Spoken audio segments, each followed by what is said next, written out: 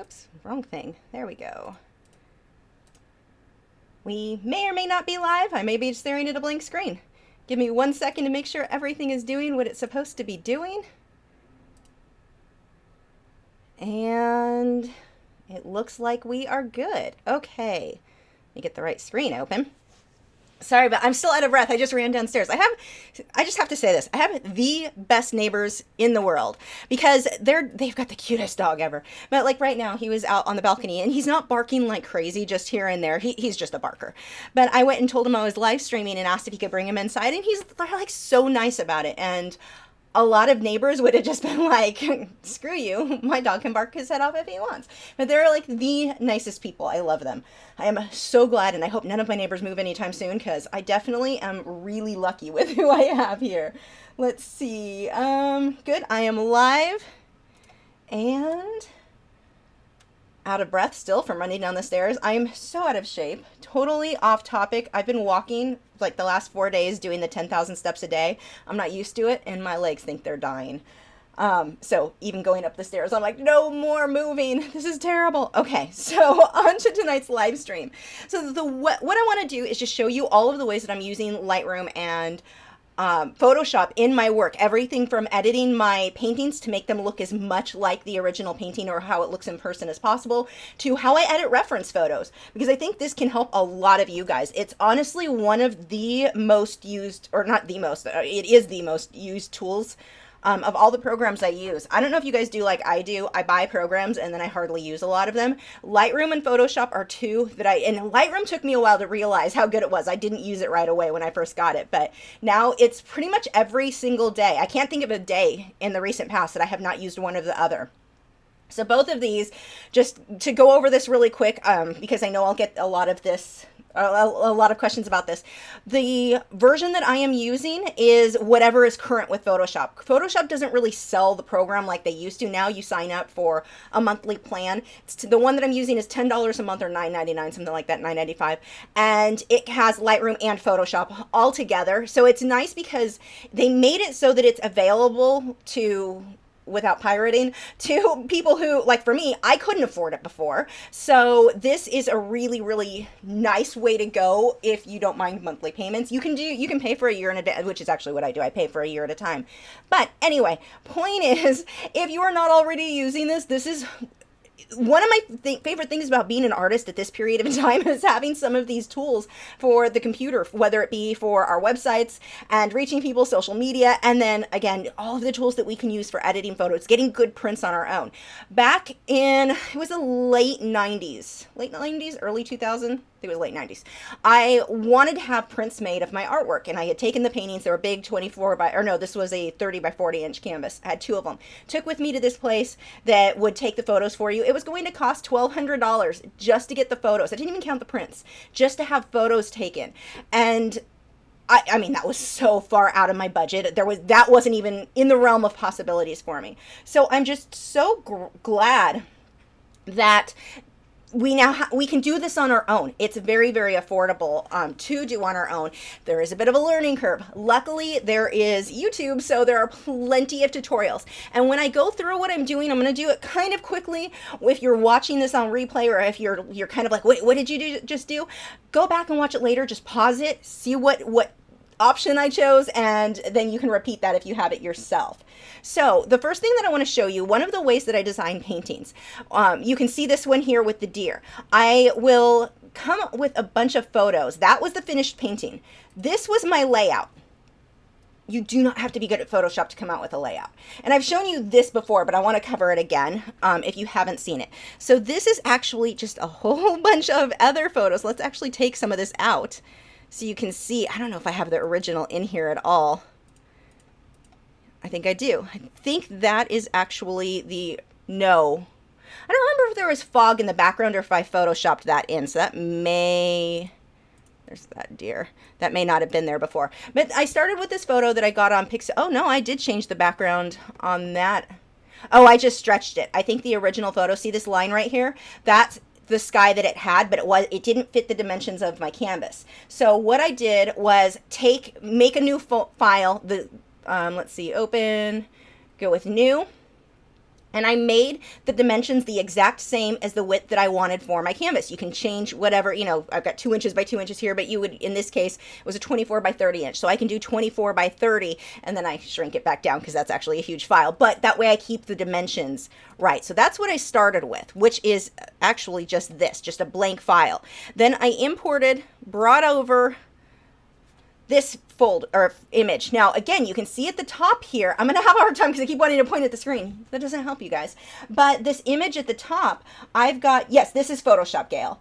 I've got the lines. This is where that image ended, and I just stretched it, but I ended up changing the sky anyway, so it didn't matter. So the next thing that I wanted to do on this, I wanted this whole mountain scene, if you look at the painting, see how it's kind of out of focus, blurry. I wanted this more three-dimensional look where the deer was up, really in focus, because that background, those mountains are very, very busy, and if I painted them that with that much detail, the deer I think would have gotten lost. And I just like out of focus background, so personal preference there.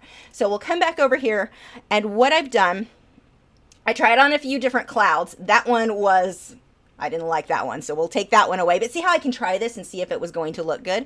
I ended up, let's see. So we've got these blurry, I kept blurring the image. I'm like, well, let's just take the mountains themselves and blur them up. And the way that I do that, let's actually, I'm going to make a duplicate layer here. And this is not a full tutorial, by the way. This is just going to be an idea to give you or show you some of the ways that you can use these programs. So I'm actually going to just duplicate that layer so you can see how easy it is just to blur this entire thing out. Where is that duplicate? And you should actually use better practices than me and name yours. You can see mine are layer 1, copy 4. This is a terrible practice. You can actually click on this and name them so you don't lose track of what layer you're on. It's really annoying if someone comes to help you and goes to work on a layer. One of my friends was giving me a hard time about that once. Name your layers. I'm lazy. Okay, so what I want to do here, in this case, I wanted to make it blurry, so I went over to Filter, down to Blur, and I just used the Gaussian, I can't say it, blur, and I can change how blurry I want that. So really blurry, just a little blurry. You know, you've got a lot of control with this, so I can see what it would look like if it was somewhat out of focus.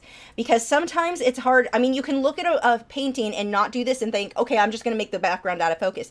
For me, my brain does not process that. It makes no sense to me. I just cannot get my my brain's like, nope, you're just going to copy what you see in that reference photo.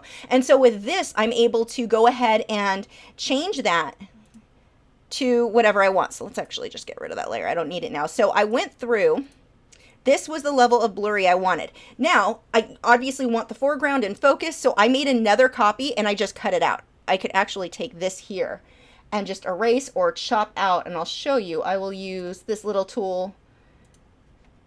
Actually, let's feather this. I'm going to feather it so the edge is really soft. I'm going to feather it a lot. And I'm just going to cut through a bunch of this. It doesn't need to be perfect. Like I said, you're going to adjust all of this in your painting. You don't have to be good at Photoshop, to make this work. I'm going to delete, apparently I'm going to delete the wrong layer. I'm going to delete that front layer, and it's going to expose the blurry in the background. Now see how, there, I've got 2 layers. The front layer is in focus. The back layer is blurry. This lets me see what that might look like, and it gives me a lot of depth on what is in focus, and I can soften all of this out. Whether in the program itself, I can take an eraser and erase even more. Here, let's do that on, nope, this is the layer I'm using. I can come through, what do I have this set? Ooh, that's going to be too much. Let me soften my opacity of this down. That would have been kind of crazy harsh. And that would have been harsh. Let's soften that. You've got so many brush tools on what you want to do. So see how I can just erase that front layer, and it reveals the blur that's in the background. Clarice wants to know if I'm still working on the painting of the dolphins. I am. I haven't touched them since the live stream, though. That's tomorrow's plan. I want to hopefully finish them tomorrow or Friday. But see how I can just keep blurring, and I'm not blurring. Now, there are other ways to do this. There are blur tools. There are a million ways to do what I'm doing here. Some may be easier than what I'm doing. I wouldn't say that I'm an expert on this. this is just the way that I use it. Okay, so I've got a background that I kind of like. So I have a deer that I brought in, and the deer, I just cut the background out on it. And you can see, look how crappy the edges look. They're really, really harsh. If I were to try to Photoshop something that looked natural and real, I would soften the edges, and there's a lot more that I would do if I was going to do that. I'm not going to waste my time putting that much effort into something that I can fix that in the painting itself. I just want to get an idea of my placement. And the nice thing is here, I can, whoops, let's not move that. Let's actually grab the deer. I can move the deer around. Okay, would he look better over here? Would he look better? That's a good look. But it, you know, you can move him around. You can flip the direction that he's facing. You can do a lot to figure out where you want things positioned. The next thing, I knew I wanted something sitting on his antlers. And the birds that I originally tried, wasn't that one. Let's see, that one wasn't lined up. There we go. I tried this guy. I had a couple of these guys, and the colors weren't working for this piece. I wasn't super, super thrilled with how those looked, so I'm glad I found that out in Photoshop before I painted them on the canvas. Then I went ahead and tried these guys, and I liked how they looked. And see, same thing.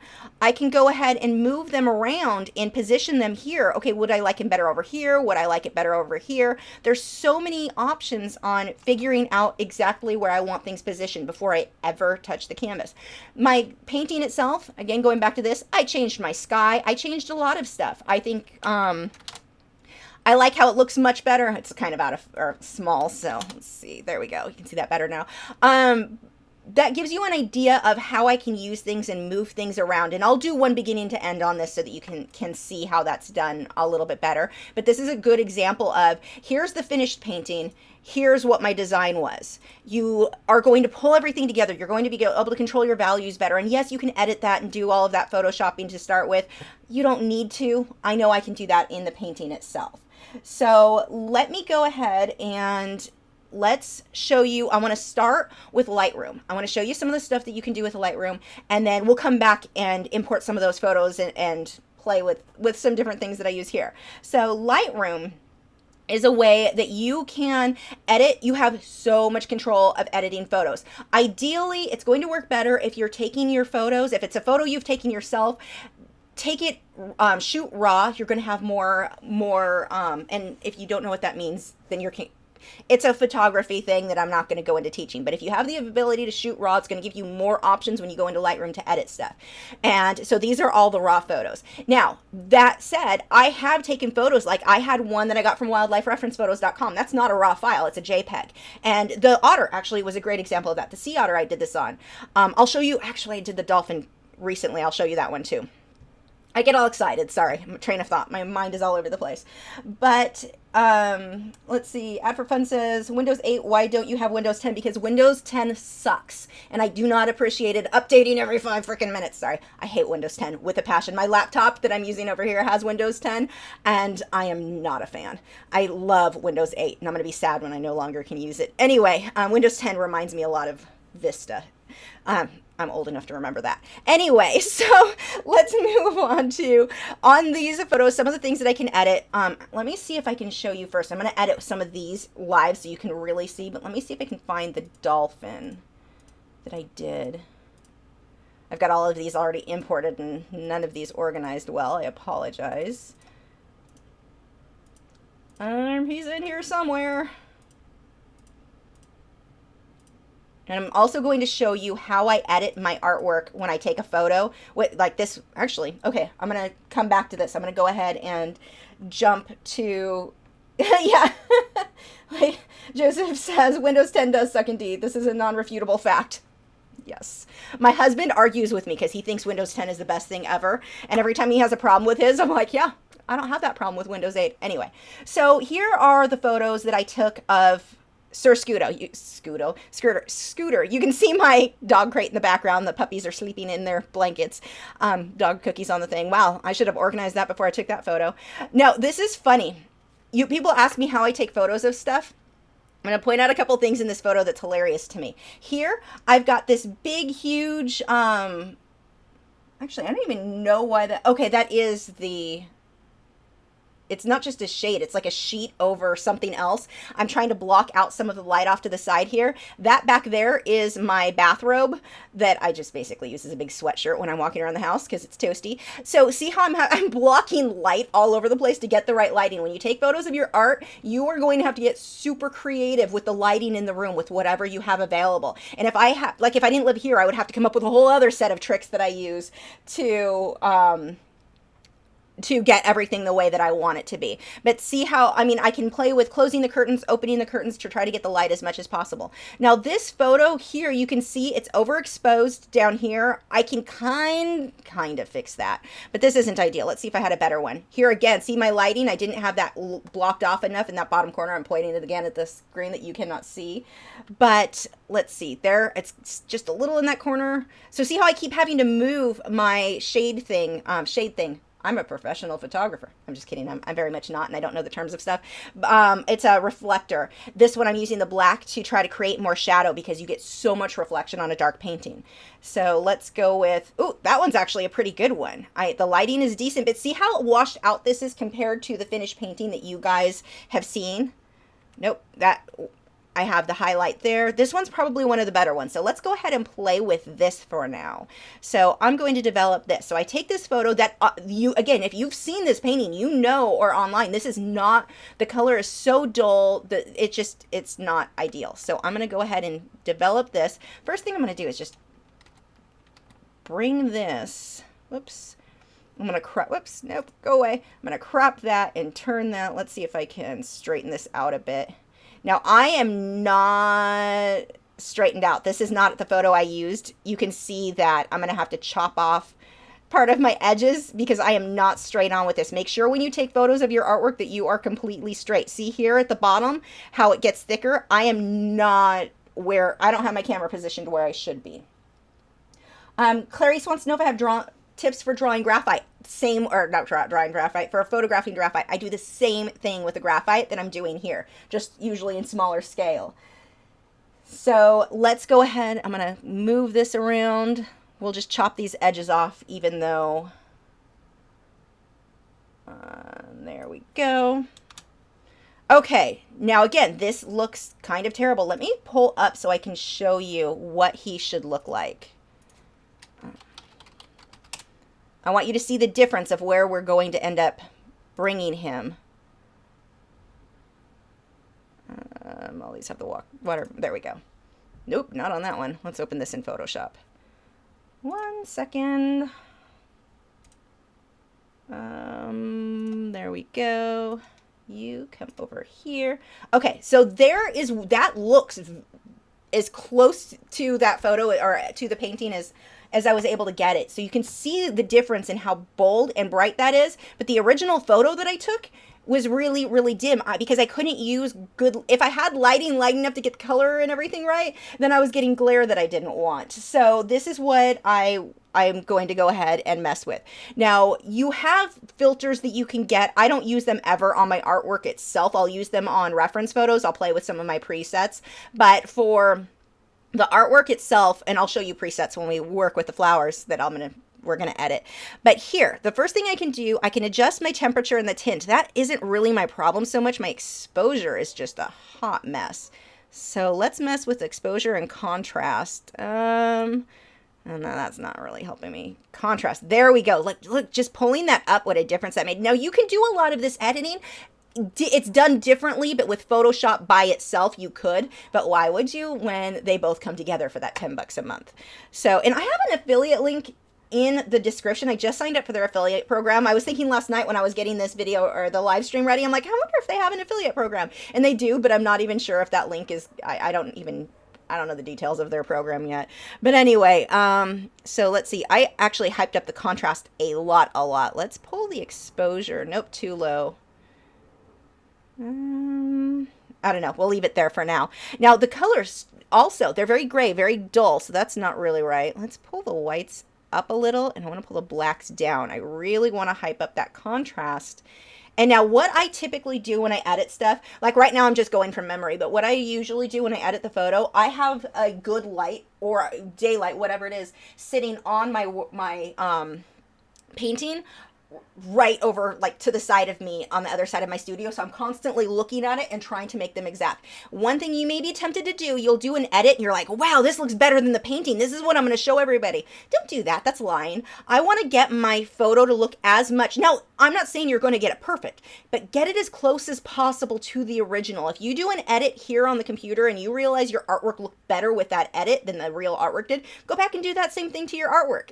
Probably it's hyping up contrast is usually the thing that'll make it look better. But definitely don't be tempted. I do think that's a bit of a cheating type thing, or it's deceiving, because let's say I sold the painting and someone got it and was like, wow, that is not what that looked like. I don't want to do that to a customer. People will be very upset with you. I want it to look as much as possible to what it looks like in person. Even if this way I could make it look better, then that means I'm not done with my painting. Gail wants to know, so you like using Lightroom for editing photos better than Photoshop? For certain things I do. For the things that I'm doing here, adjusting color, you've got more control than what you do on Photoshop. And you'll see as I move down this. So let's go with the color saturation. It seems a little low. I'm going to hype that up. Now that, oh, it's a little too much. I don't want to overdo it.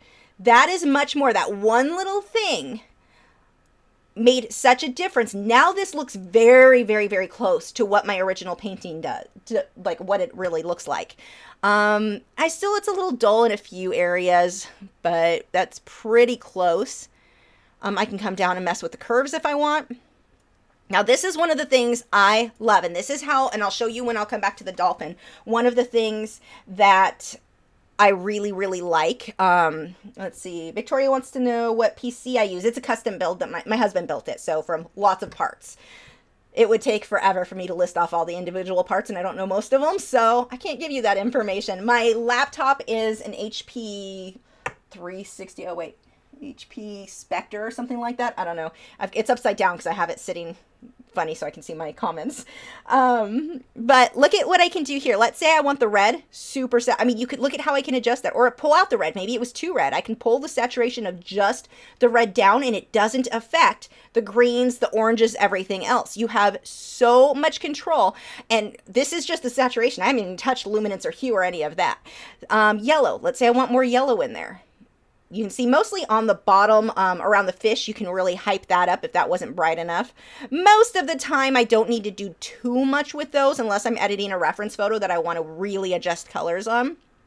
But here, let's say the aqua, the blue, that would be something that I might want to pull way out. Look at that.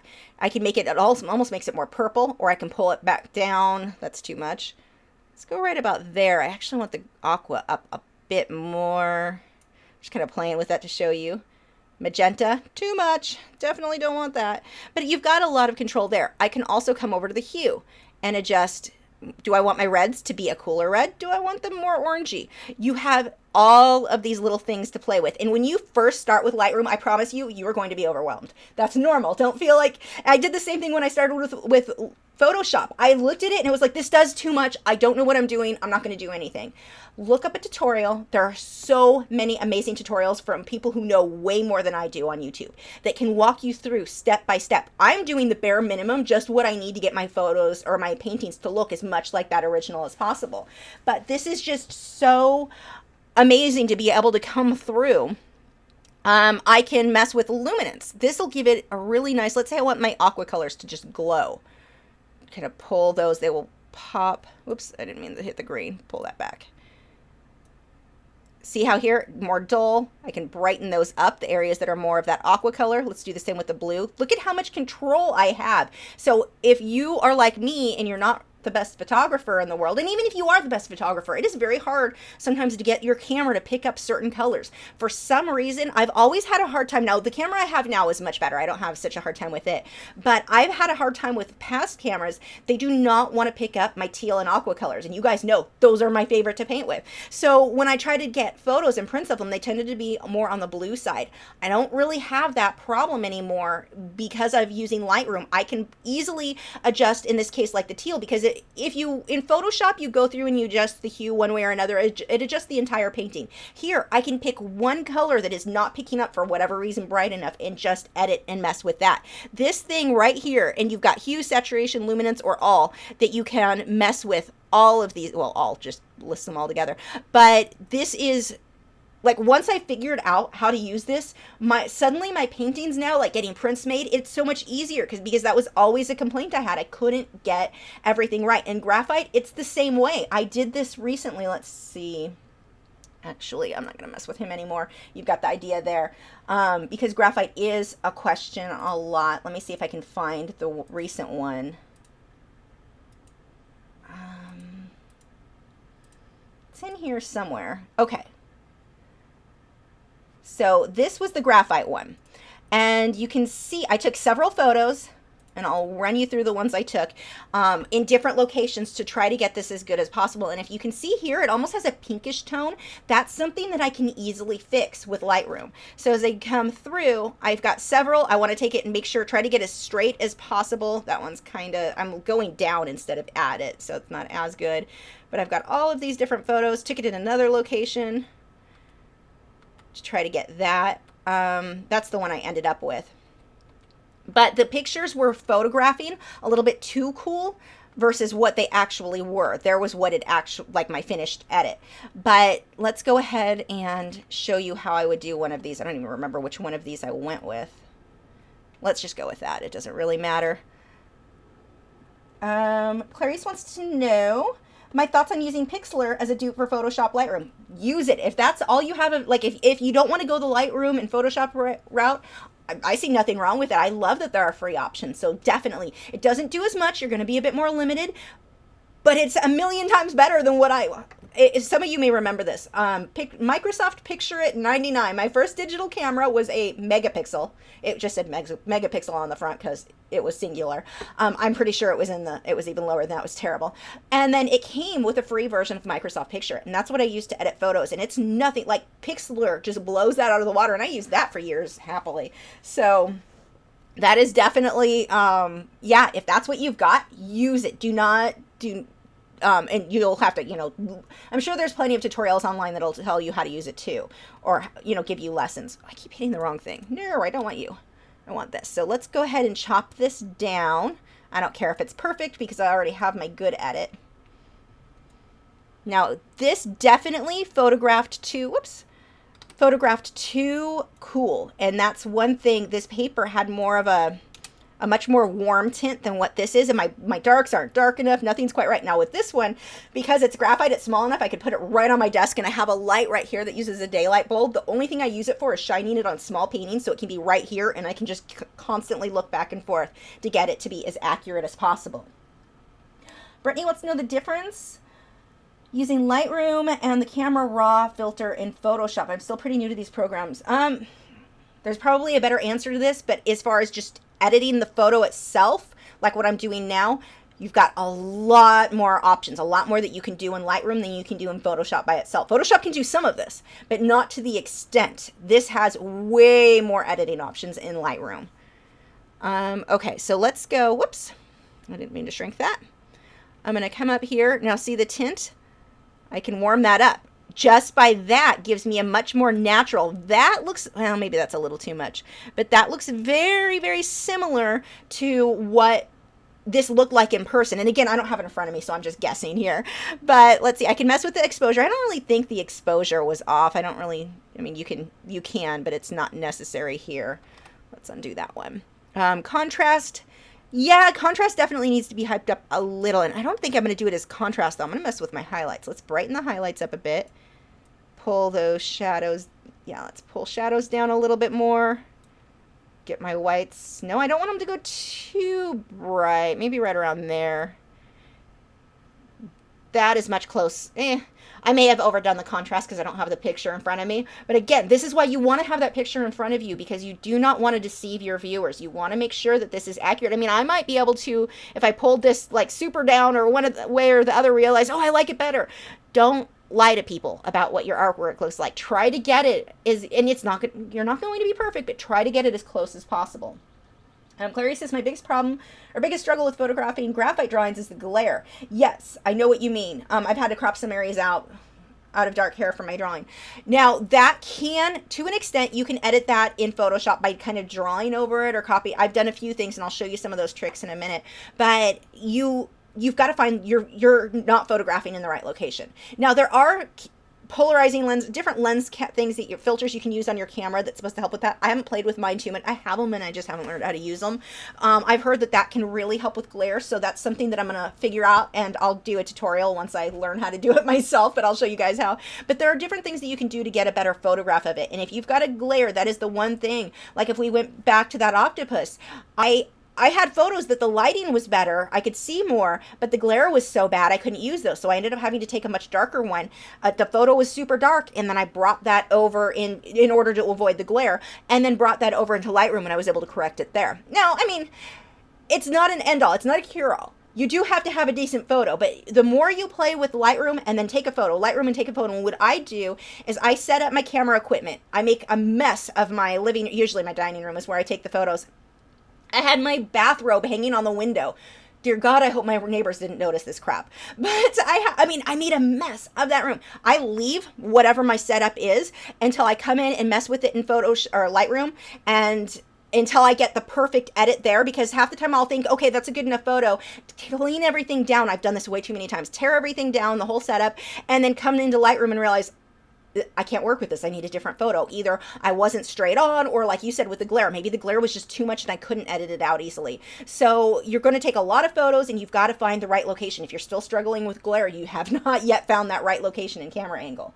Now here's another tip. You do not want your light directly on the image. You want to come at a 45-degree angle from the side. So let's say, let's use my tablet here. Let's say here's the image. I don't want the light coming right here. I want the light coming from here, angling this way. That's going to help a lot with the glare. Don't have it directly at it. But the main problem when you're dealing with the glare is just keep trying different locations until you find the right one. There have been times I spent hours taking photos till I found the perfect, because sometimes maybe the painting was just huge, and that alone made it so my normal spot that I could take a photo to avoid glare wouldn't work. You just have to play around with stuff. And sometimes it may just be the lighting outside. If I've got a little bit of an overcast day, that works better for me than a full bright sunny day outside. Even though I don't have direct sunlight, just that difference in lighting from outside can make a difference. So maybe shooting on another day can help. Let's see. Yeah, Silk says to avoiding glare, reflecting light and softbox help with this. Diffuse the light. Yes, but if you're already diffusing the light, like in my case, it's always diffused, because I never use artificial lighting to light my work that I'm going to make prints with, ever. I have never been able to get that to look right and to be evenly lit. Now, part of that is just my setup and the space that I have to set it up in. It can be done. Lots of professionals do it. I get the best results if I use natural daylight, and sometimes maybe the day that I took the photo is just, I'm not going to get the best photo that day and have to shoot it on another day when the lighting outside changes, or the time of day will make a big difference too. But I definitely get the best results in getting good photos of my work from natural indirect sunlight, like way indirect. I can't take photos like, when is it? Late afternoon, I will get direct sunlight coming through some of my windows for a little while. I can't take photos then. It has to be earlier in the day when there's no light actually streaming through the windows. Yeah, Gail Perkins says outside indirect light has always worked best. Yeah, I used to do that too. Where I'm at right now, it doesn't really work, but I used to do that when we had a yard that I could go into and take photos out there, like at the side of the house, and just play around with different things like that. Okay, so that gives you an idea of messing with Lightroom to get your actual artwork to look as close as possible to the original. Now, the next thing I want to show you is some of the things that I do to edit. Let me see if I can find the dolphin. Let's see, that was the finished one, so it's probably further up. Oh, I forgot I have tea.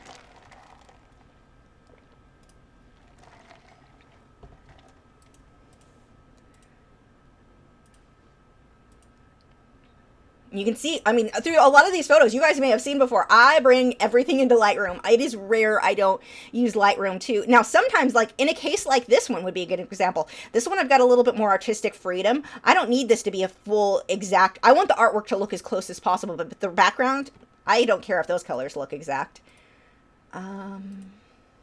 This one, See how I set it up against a wall? I've got sunlight coming from this side and back over here, and I set it on my dining room stool, the table stool, up against the wall. So it isn't it's not a professional setup that I use at all. I just have to find this photo. It's gonna be in here somewhere. Oh, my hermit crab. Let's see. Close up. I was taking macro photos. I was trying to see if I had pests in my African violet. If something didn't look right in it, and I'm like, are those little dots? I was sending them to a friend, so that's what that photo is. If you're like, what the heck? I'm not seeing the photo that I'm looking for. It might be further up here. There we go. Okay. So this photo itself, this looked nothing like that. Let me see if I still have the original. The original that I went with, I can actually find it over it if I need to. I should be able to still find the original.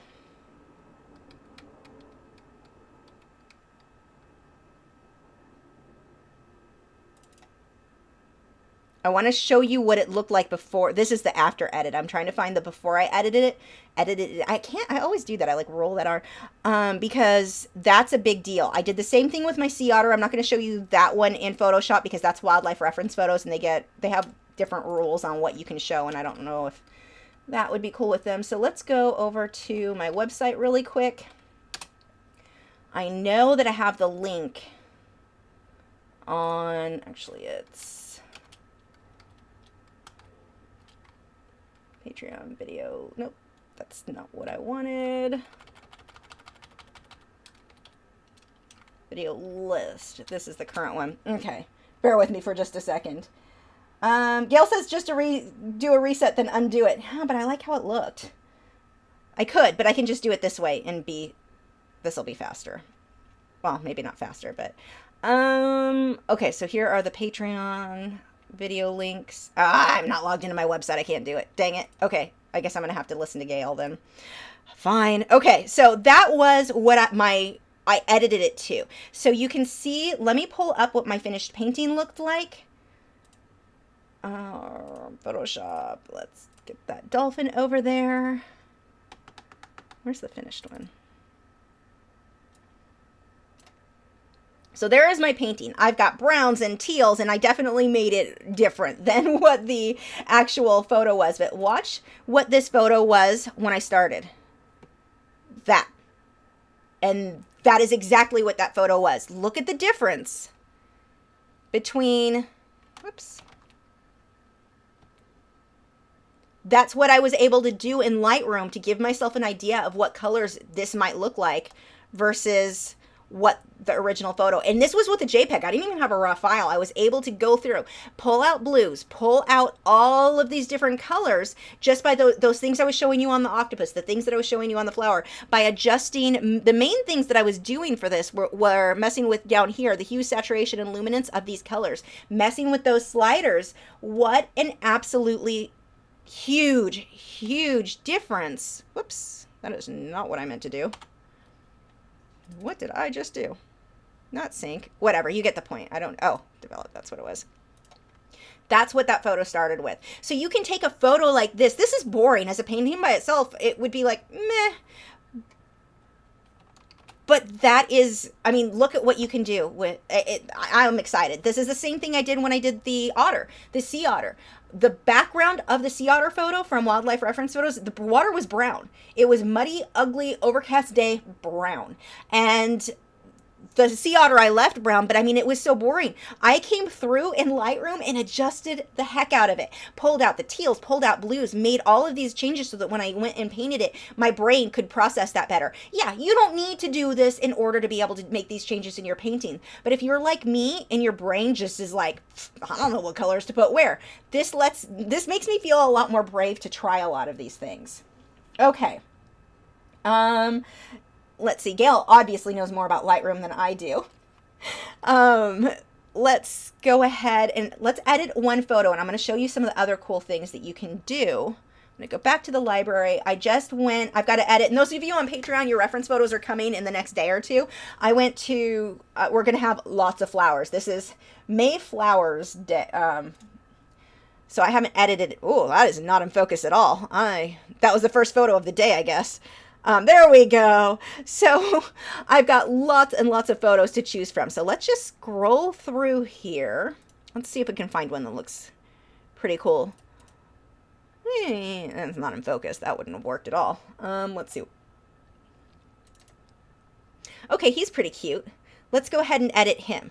So let's go. Actually, I know I took a bunch of him. I think I've got even better angles for Patreon. So let's go ahead and look at. No, the one thing I don't love with Lightroom, my gosh, does it take a long time to import photos when you had like this time 900 photos? Yeah, it took like half an hour. I don't know, really long time. So let's go. Do I want to adjust the tint? No, actually, I'm going to reset that. Let's start. I want to show you some of the presets. Now, some of these presets were purchased. I don't even remember the company I used it for. Now, I don't recommend running out. Like, there are sometimes you'll see advertisements for Lightroom presets. They can take your photo and they'll show you a before and after using their preset. And this preset pack comes with 2,500 different presets. Nobody needs that many presets. This one, I don't know how many I've got in there, 40 or maybe more. But you don't need every preset out there. So I have presets from, I don't even remember who this company is. And then from Peter McKinnon had a set of like 20 that I occasionally use.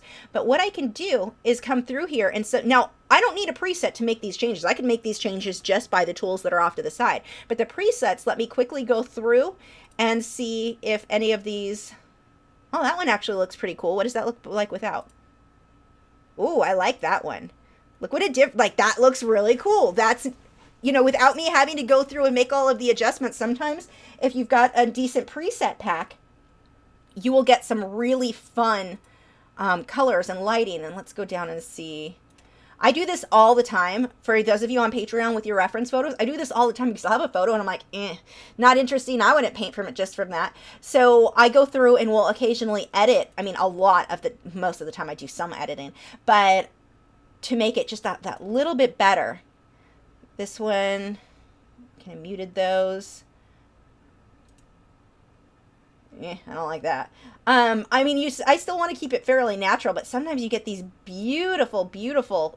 This is all the same photo just by changing these presets. And like I said, you can change this on your own. You don't need to go out and buy a bunch of presets. I know it's easy to get excited about it. I'll try to see if I can remember who I bought these from. I actually like this and I don't feel like I need more. Just don't fall into the trap of this preset pack comes with 25,000 whatever. I've seen some ridiculous claims of some of those presets. I'm like, all they're doing is they'll make a preset, they'll move one little thing over, like clarity up to 19 instead of 18. Like, it doesn't even make a difference. Like, that's too, no. Let's see if there's any other cool presets on there. That one looks pretty nice. Ooh, that does look nice. Let's go. Oops, I just lost my chat window. But this gives you, I don't know, I think it can make you more brave to try certain things with different colors if you can get that done in your reference photo before you ever hit the canvas. Let's see a few of these others. See, what I'm doing, see how I can roll that mouse down and right up here, it changes there. I can get a little preview of what that might look. Ew, no, that is bad. Ooh, that looks good. Okay, that may be my favorite that I've seen yet. That one looks nice. High contrast, intense yellow. So, I mean, this is what you can do with these photos. You can take a photo that is, it's okay, but you can make certain colors pop. You can make certain things look so much better than they did. I actually did this on a recent Patreon reference photo with very similar flowers. They were these peach flowers. And my photo, they were dull. For artwork, there's no reason not to hype that contrast up. And so I brought it in here and I pulled out some of the colors. I actually did it myself over here with messing with my oranges, made them a little bit more peach. You know, you can do so much with that. So that gives you a good idea with Lightroom. Let's go ahead and take a look at Photoshop again. And I want to show you how you can design something and try on different backgrounds. I'm going to walk you through step by step. So what do we need to do? No, don't change that. I need to find one of our, we'll just pull up one of our Patreon reference photos. Let's see where I stored them. Come on, organize. There we go.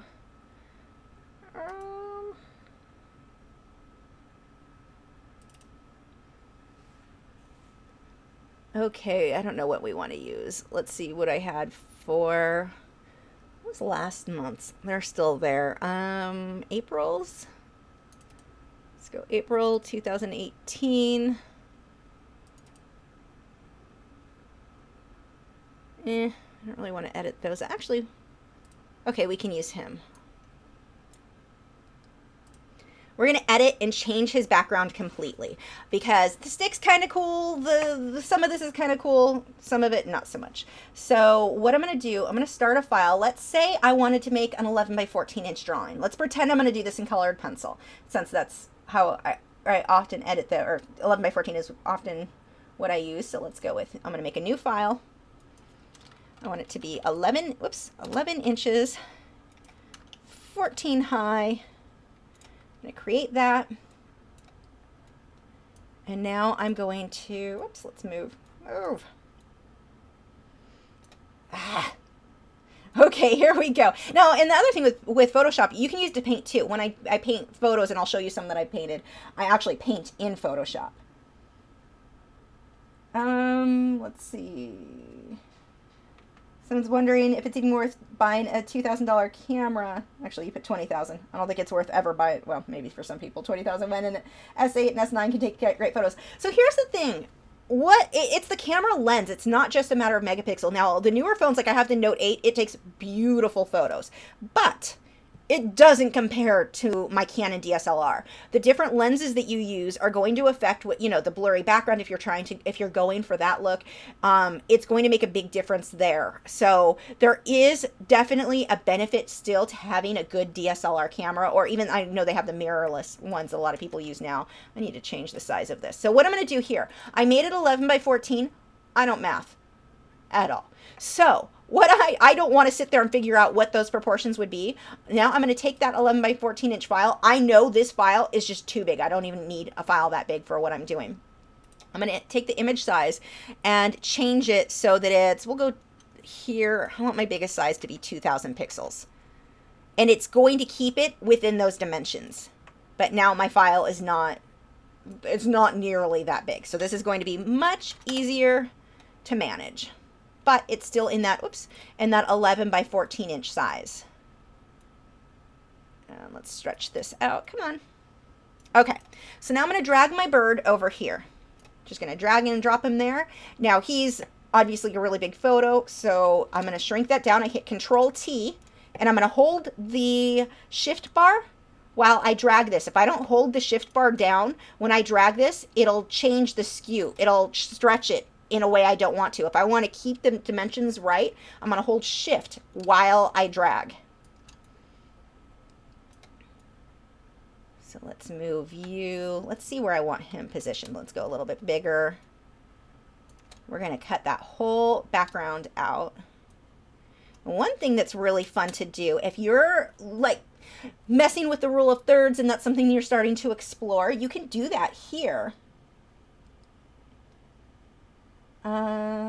Okay, yeah, you did mean 2,000 on that camera. It's definitely worth it. My camera, mine's not quite, well, when you count all the lenses, it's more than that, but the camera itself was not that much, but it is one of the best purchases I've made, but dear God, did I have to save a long time. Actually, Patreon helped with that, but that's not a run out and buy it tomorrow type purchase. That's definitely one you're going to save for, and it is so worth it.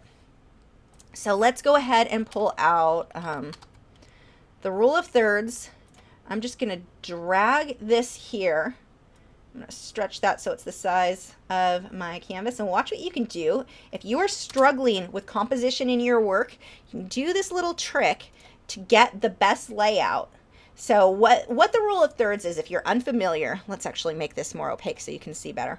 The rule of thirds, if you take the dimensions of your painting or drawing and you break that down, so I've got 2 lines going, you know, 3 sections this way, 3 sections the other way. These little green spots, those are your hot spots. Those are like the area you really want a lot of that focus to be in one of those. And you can design a painting around this. Now, it's not always going to be the right choice for a painting. This isn't a hard, like everything has to fall within the rule of thirds. Sometimes it will look better for you not to follow the rule of thirds. But as a general guideline, just to get you started understanding composition, you can import this over and use that. I'm going to make it where I'm lowering the opacity there so I can still see my painting underneath, but I can also see these lines. I'm going to come down to that bird. Let's move him around and see if any of these, I actually might just leave the beak and the grape. We'll put the eye right about. This is okay. I've seen better. I've done better layouts, but that's actually not terrible with the beak. This is kind of that focus where he's holding that grape. I do like that. Usually I like to try to, if you can put the eye in one of those hot spots, that will look great. But with him and the way that he's positioned, I don't think it would work that well because I would have to move him unless I shrink him down a lot, which is an option. Let's pull that down. I could go something like this if I want him to be smaller. I'm going to put the beak right along that line, the eyes right about there. This would work. I actually kind of liked it when it was bigger though. So see what I mean? I'm not totally following the best rule of thirds. I'm going to put that grape as the focus, my hot spot there, just because I like how it looks. Let's lower that a bit more. I may end up actually drawing this guy eventually, so maybe I'll end up using this design. Okay, let's go ahead and pull that rule of thirds out. What I want to do right now, I want to pull out my background. In order to be able to try on other backgrounds, I have to get rid of the one that's there. There are several ways you can do it, but the way that I'm going to use this lasso tool, and I am just going to cut out. I'm going to do a really crappy, messy job so I don't take too long tonight. I normally would enlarge this and I can see all the details to make sure I've got it right. I'm already out of the line. I'm doing a terrible job. And there are other tools that you can use that would a lot of people like better. This is one I've just used for so long. It's kind of like, I don't know, it's comfortable for me, but I know that there are better. I've seen people use other methods to cut things out that were more accurate, looked better, and everything about it was better than mine. I just haven't taking the time to practice. So once you can see how it's all outlined, I'm just going to hit delete and it removes that section. Oh, I forgot though. I've got it on feather 15. We do not want feather 15. I'm going to do that over again. Feather 1 or 2 is enough for a photo like this. So let's just start over. That is not what I wanted. I'm not even copying this branch exactly. I may, if I were to do this drawing, I probably wouldn't even include this branch. Maybe, maybe not. I have a feeling I would just extend this one or make it end. But we can try that. We can try with and without it and see what looks better before we hit the artwork. I usually will spend a couple of hours at least designing a piece like this. First, you know, picking the reference photo I want and then coming up with the design. Okay, and then I'm going to hit delete, and now I've got a blank background. We're going to remove this, and this is great if you do pet portraits.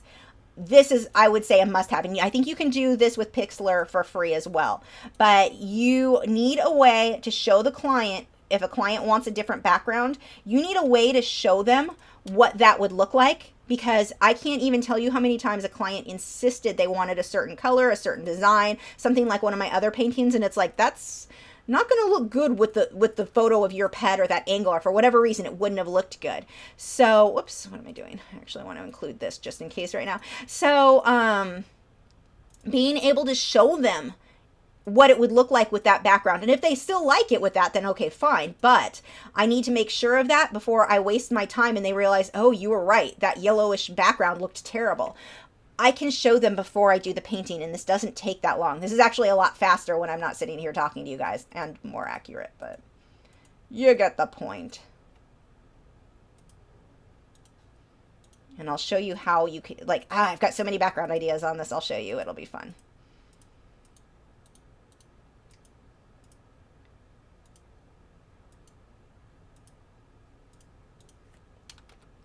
Oops, see how I've got a little bit of the beak there? I can do some of this with the Wacom tablet and the pen easier too. I'm just being lazy. It's right there and I'm that lazy. Wow, I'm impressively lazy. Okay. Almost there.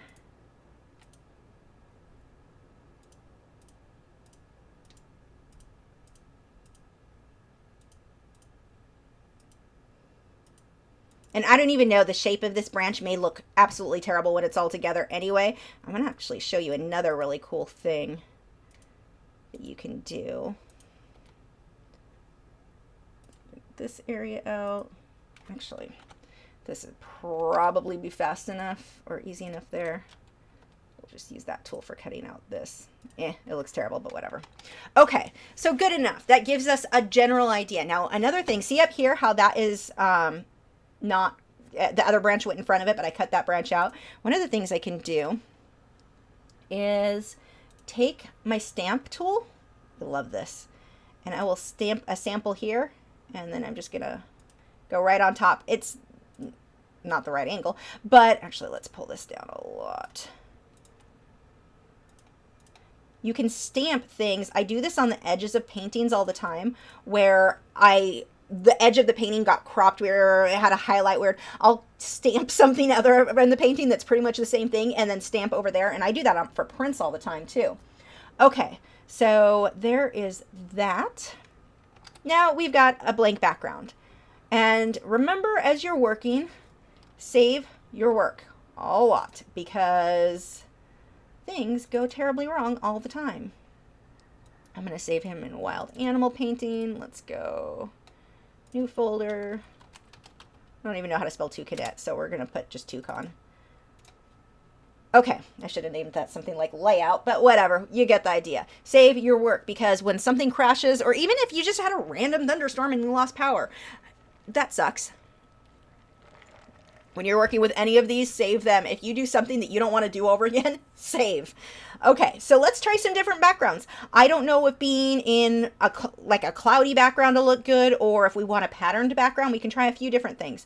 So let's go over to, let's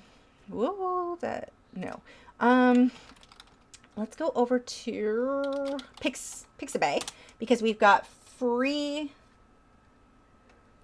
photos here, and let's try, I don't really want to know that a sunset with a green would look kind of cool. Well, let's try both. Let's try well, let's just look at sky. Okay, some of these are not the right angle, so they wouldn't work at all. I'm not seeing any of these that I'm particularly in love with. Heck, actually, let's use this. That looks kind of neat. Let's try that for the background. So I'm going to download that one. I'm going to download a big version of that. I probably don't need one that big. And this was under the toucan, so I'm going to report or save it here. Now, another thing that I recommend doing when you save it, put where you got it from. If you are downloading photos and like this is a royalty-free one, I need to know where I got that from. So whether it be Pixabay or Wildlife Reference Photo, I always put a little mark on that. So, or I save it into a specific folder so I know where it came from, because I can't tell you how many times I've been frustrated where I downloaded something and then I'm like, wait, I don't remember if that was royalty-free, if I can actually use it in artwork or if I was just using it as a sample to get an idea for something. So yeah, just a good idea. Get in the habit of. So I actually don't need that. We're going to minimize that. I'm going to pull back up this guy. I'm just going to drag that on top of that.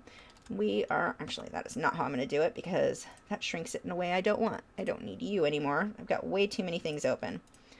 Okay, let's just pull you separately. And Control T will allow me to stretch this out.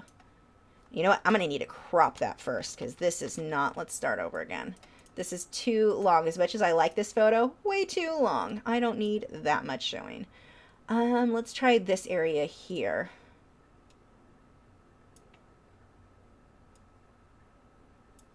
And then I can move it around as I want to try things out. So let's drag that on there. Pull that back up. Again, that Control T allows me to stretch, and I'm just hitting Shift as I drag my corner to make it bigger. But what happens if I don't hit the T and I pull that corner, it's going to stretch in a way that completely skews and distorts things. Okay, I'm going to go ahead and hit Enter because I want that to lock there. I'm going to drag this behind the bird, and now we have a background. Now, I don't know how much I love that background. I can move it in a few different places. Let's see what happens if it's slightly out of focus. I might like it better. So that filter I was talking about earlier, we'll hit that. I'm going to go down to blur, my Gaussian that I'm pronouncing it wrong, blur. And let's play with that. Now I like this way better. Look at what a difference that makes, because now the bird looks, I mean, his branch I'm not in love with, but now he looks way, like, it separates it. You get so much more dimension in doing that. And I will do that in 3 stages sometimes, where like the furthest away, super blurry, and as you move forward, it's a little less blurry, a little less blurry, so it looks more natural. But that gives you a really good idea. Now, yeah, I don't like it enough to paint it, but now I know what that would look like, and this is something you can do for your clients. I've done it for horse paintings where I wanted to try different backgrounds, different floral patterns in the background. You can try so much here first.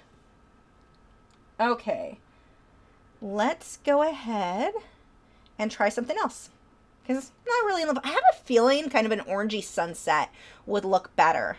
So let's actually look up, I want to look up specific sunsets.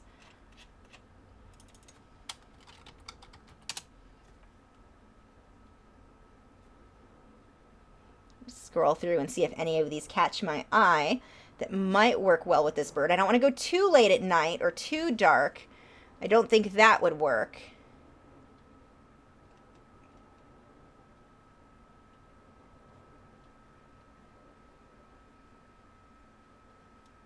Not loving any of these for this one. Rachel wants to know if there's a way you can tell on photos you find, for Yahoo example, if they're royalty free or not. You have to find out who took the photo and you have to contact them. That's it. If you can't get that information, if you can't find and a lot of times I can't find who the photographer was. If you can't find out who the photographer was, it is just assume it is not royalty free and do not use it. Yeah, you can do a Google image search to see, and even then, sometimes there have been times I wasn't, usually I can find the photographer, but there have been times where I couldn't, and in that case, you just need to assume no. Unfortunately, a lot of artists, especially young artists, assume the opposite. Oh, I can't find them, so it must be safe. Don't do that. And a lot of times, I mean, people will go to a royalty-free place. Ooh, that's kind of fun. I don't think that's a good color, but let's try it. And actually, the cool thing with this is I could edit this in Lightroom if I want. I don't need that big of a file. Let's go ahead and, where am I? Start losing my place. I've got too many things open. Oops.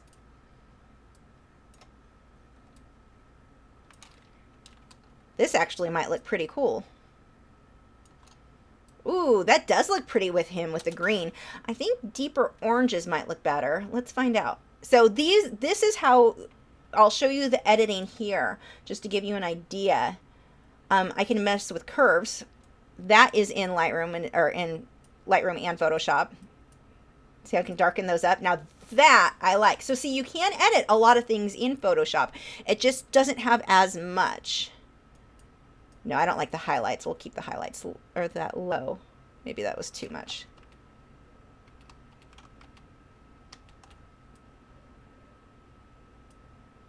I don't know if maybe it's a little darker. I can come over here, image. I can go to exposure, vibrance, hue, saturation. And see, when you go to hue, saturation here, I'm only affecting the entire background. It's not like I can affect one color like I was able to in Lightroom. It's very different, the different things that you can do there. Now, let's say I decided, I'm not actually loving this branch. I don't know. I don't think I would include that branch. So let's actually just chop it out.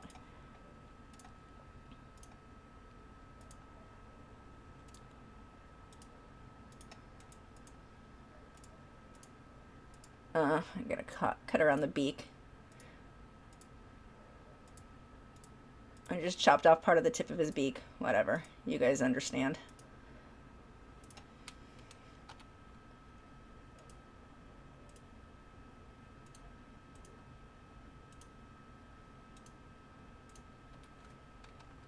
Okay, so obviously just floating here doesn't make sense, so I would want to extend that. And let's, actually, one of the things, let's be super lazy. I'm going to duplicate this layer. This is like the laziest way to do this. And, whoops, wrong tool. Let go. I'm going to just extend that branch out like this. And if I were to do this myself, I would, if I was really serious about this, I would probably sketch it out and get everything exactly right. But this is like, hey, just let's get an idea of what an extended branch would look like there. Hi, my name is Lisa, and I am the laziest person in the world when it comes to Photoshop. Like, seriously, you don't need to be good. Look how bad this looks, but it would give me an idea of if that's something that I'm interested in. Now, let's say, what if above the branch was this nice sunset and below the branch had like a damask print? Or what if we just put a damask print over everything? Let's see what that would look like. I've got one already cut out. So I've got a couple ideas. Let's bring this one, I guess, is my own.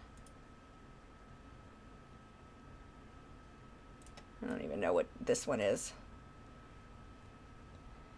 Ad for Fun said, I am a beginner. Which project would you suggest me to do with my 12 polychromos? Try, honestly, flowers. As boring as that may seem to some people, they're definitely a good way to start to learn to blend. They're not overwhelming. If you forget to add a petal altogether, no one's going to notice the difference. If you forget to add somebody's eye in a portrait, people are probably going to notice. So flowers, I think, are just a really good way to go. They're safe, I guess. They're not too complicated. So I think they're a really good way to start. Let's see. Got too many things open, so let me keep pulling up. Okay, damask. That one didn't open for some reason, so here we go. So this one I think has a blank background, so I've got two ways I can try this. One, let's see if I just pull this on top. And I'm not in love with a lot of this, but watch, I'm going to try something here. So I'm going to stretch that out so that it goes up to the branch. Again, I'm just experimenting. This may look terrible. This is how I come up with ideas. I try a bunch of really bad ones before I find one that I like. So this one, actually, I need to push this back. I want this behind the bird, and I want to cut this out. I don't have to cut everything up to the line since it's behind it. I don't have to be careful at all there. And what if I had these in dark black? I'm going to highlight them. So see how they're all glowing? I can actually paint right over this.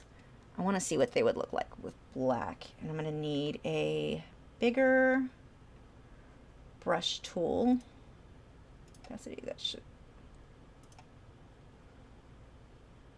Yeah, that works.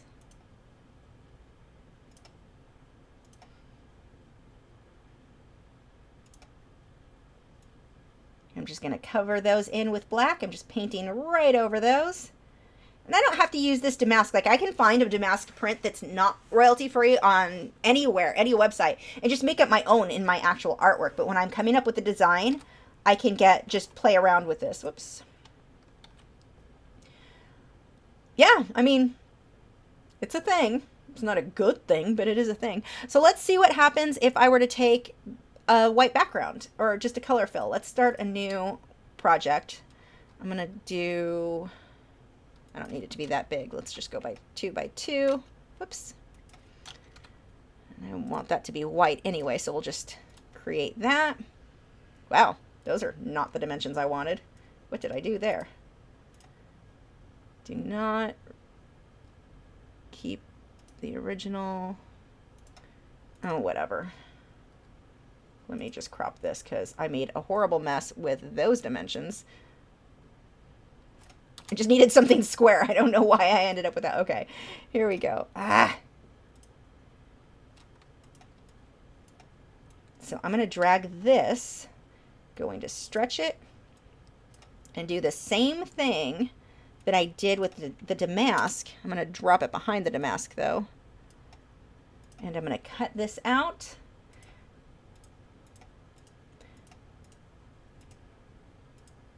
This probably would look better with like a blue sky than a sunset if I was going to do a black and white damask print like that for the bottom. So, I mean, I don't like it. That's terrible. And now I know I don't want to paint that. So that idea in my head thought, hey, that might look kind of cool. And then I saw it in Photoshop and thought, wow, that was a terrible idea that I don't want to waste my art supplies on. This is why Photoshop is so great. More often than not, what I try looks terrible. But sooner or later, I'll just keep messing with it, keep messing with it. What happens if I have a line going the other way? Let's try something else. So I don't like those. Let's just get rid of those. What if I take this, and I've done this design several times. I don't think I'm going to like any of the black and white up against the sky that colorful. I think that's definitely part of what I'm not liking here. But let's say, whoops, that was not what I wanted to have happen. So I'm not holding shift because I don't need this to stay in perspective there. Let's just go like that. Let's take my damask print, throw some of that over. This I want to stay in perspective, so I am holding the shift bar.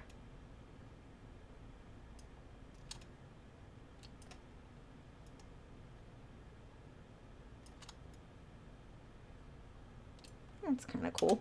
Okay, and let's chop that off. Actually, here's an easy way to chop it. I'm going to actually highlight this. So I'm going to hit Control and left click. It highlights that. I'm going to then choose my damask print, hit Control Shift I, and it just switched. Instead of selecting the part that I was selected, it selected the other side, and delete that. So my damask is only on the one side. There's all these little tricks that you'll figure out the more you're working with stuff. Let's go through. So, okay, that's still not in love with. Maybe with a different background though. Maybe with the background, like, I mean, let's see what difference it looks like when there's a blue background. Now that's kind of cool. I don't hate that. Not as much as I did the other. I'm going to link these two layers, my damask print and this. I'm going to use those two together and just slide that over a bit. I don't know where I like that. Although now I've got a mess over here where this was, whoops, not where I wanted, because this, since I moved it, some of the stuff hadn't been chopped off, so let me clean that up. Maybe let's try some clouds. Why aren't you clicking? There you go. Okay.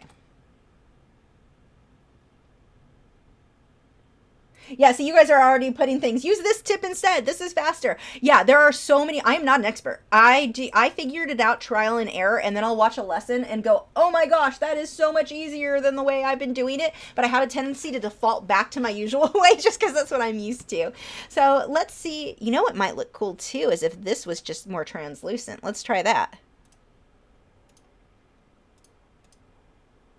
No, kinda, maybe.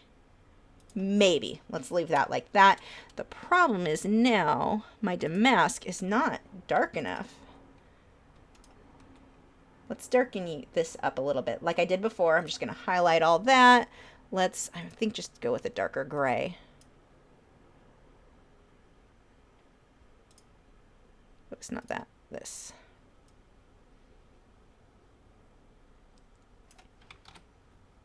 Stands out a little bit more. I usually would do another border. Let's see what would happen if I did a border.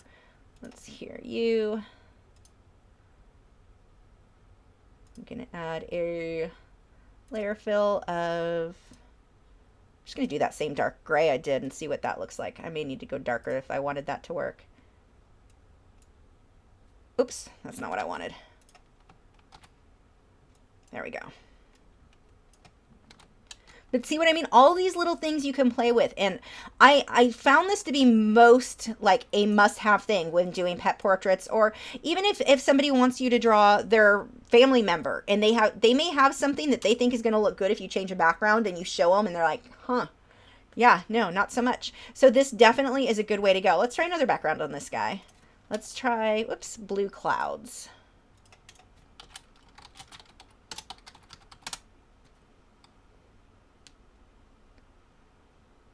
I don't want too much contrast because I do want that bird to be the focus.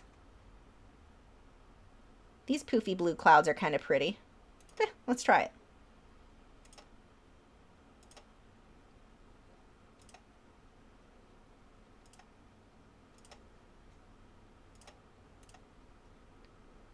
I don't need this. Let me close some of these. You can go.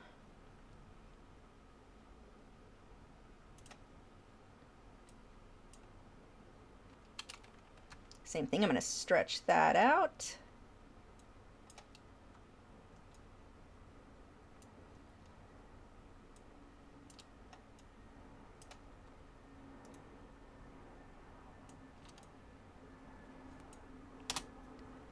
Let's drop that back now, behind everything. Actually, even just like that, now that kind of looks nice. And depending on what you're trying to do, let's say you were drawing a tiger and you wanted their natural habitat, you can, look up what that would be. Let's see, does this look better if I leave it blurry or leave it how it is, or maybe a little bit blurry? Let's find out. I have a feeling I like it how it is. Ooh, actually just solid like that's kind of a nice, or, where it's just a soft background. That's a nice look. Yeah, a little out of focus works. Yeah, I would do this one a bit out of focus. So that is a design I actually would be pretty comfortable drawing. I think it looks pretty cool. I might change the way the branch is, or change the branch to something else completely. I think with something like this, I would like something that was a bit more rough. Maybe have a little bit of moss on it or something along those lines.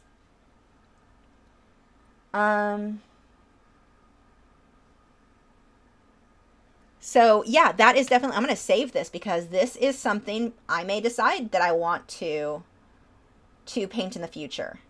Where did my save button go? I'm tired.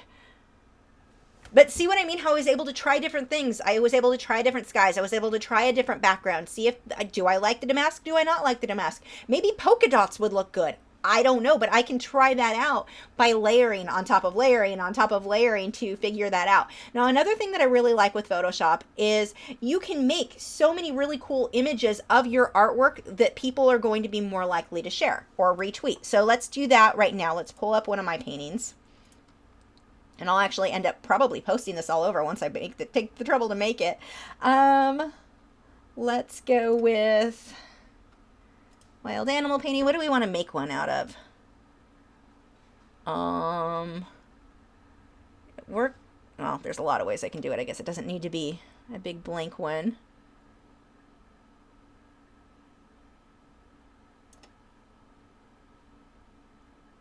Let's go with the hawks, because these guys have a lot of blank areas in the sky, so it's going to kind of make it easy to do that with.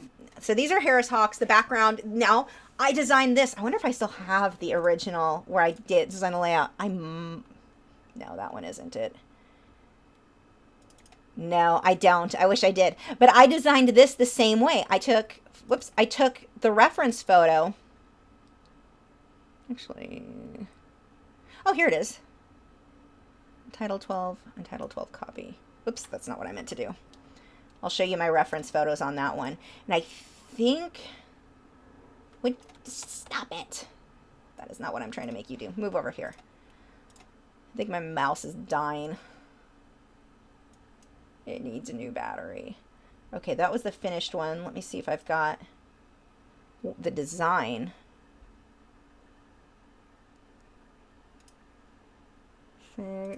6, probably not. You might be it. You're a big enough file.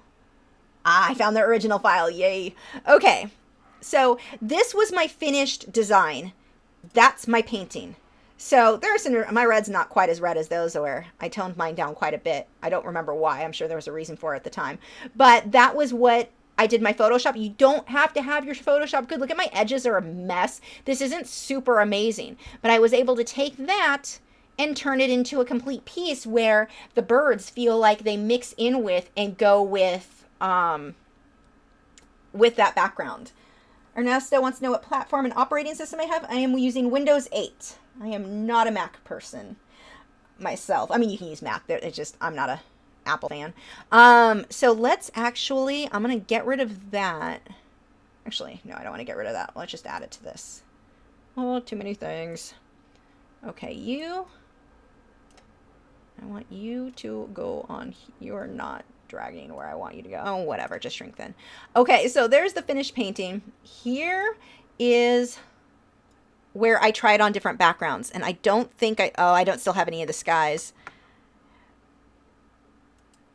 Oh, I do. Okay, so here was the original photo, and look at how I changed that background. And the original photo's cool, but it wasn't what I wanted. I liked this soft. I wanted it to look like you were looking a little bit more down. They're up high in the air, and so I was able to try on these different backgrounds. Let's pull them out. Let's see. So I moved that background all over the place. There was my original background, the photo. I don't even remember where this photo came from. I have no idea. I blurred it so much though.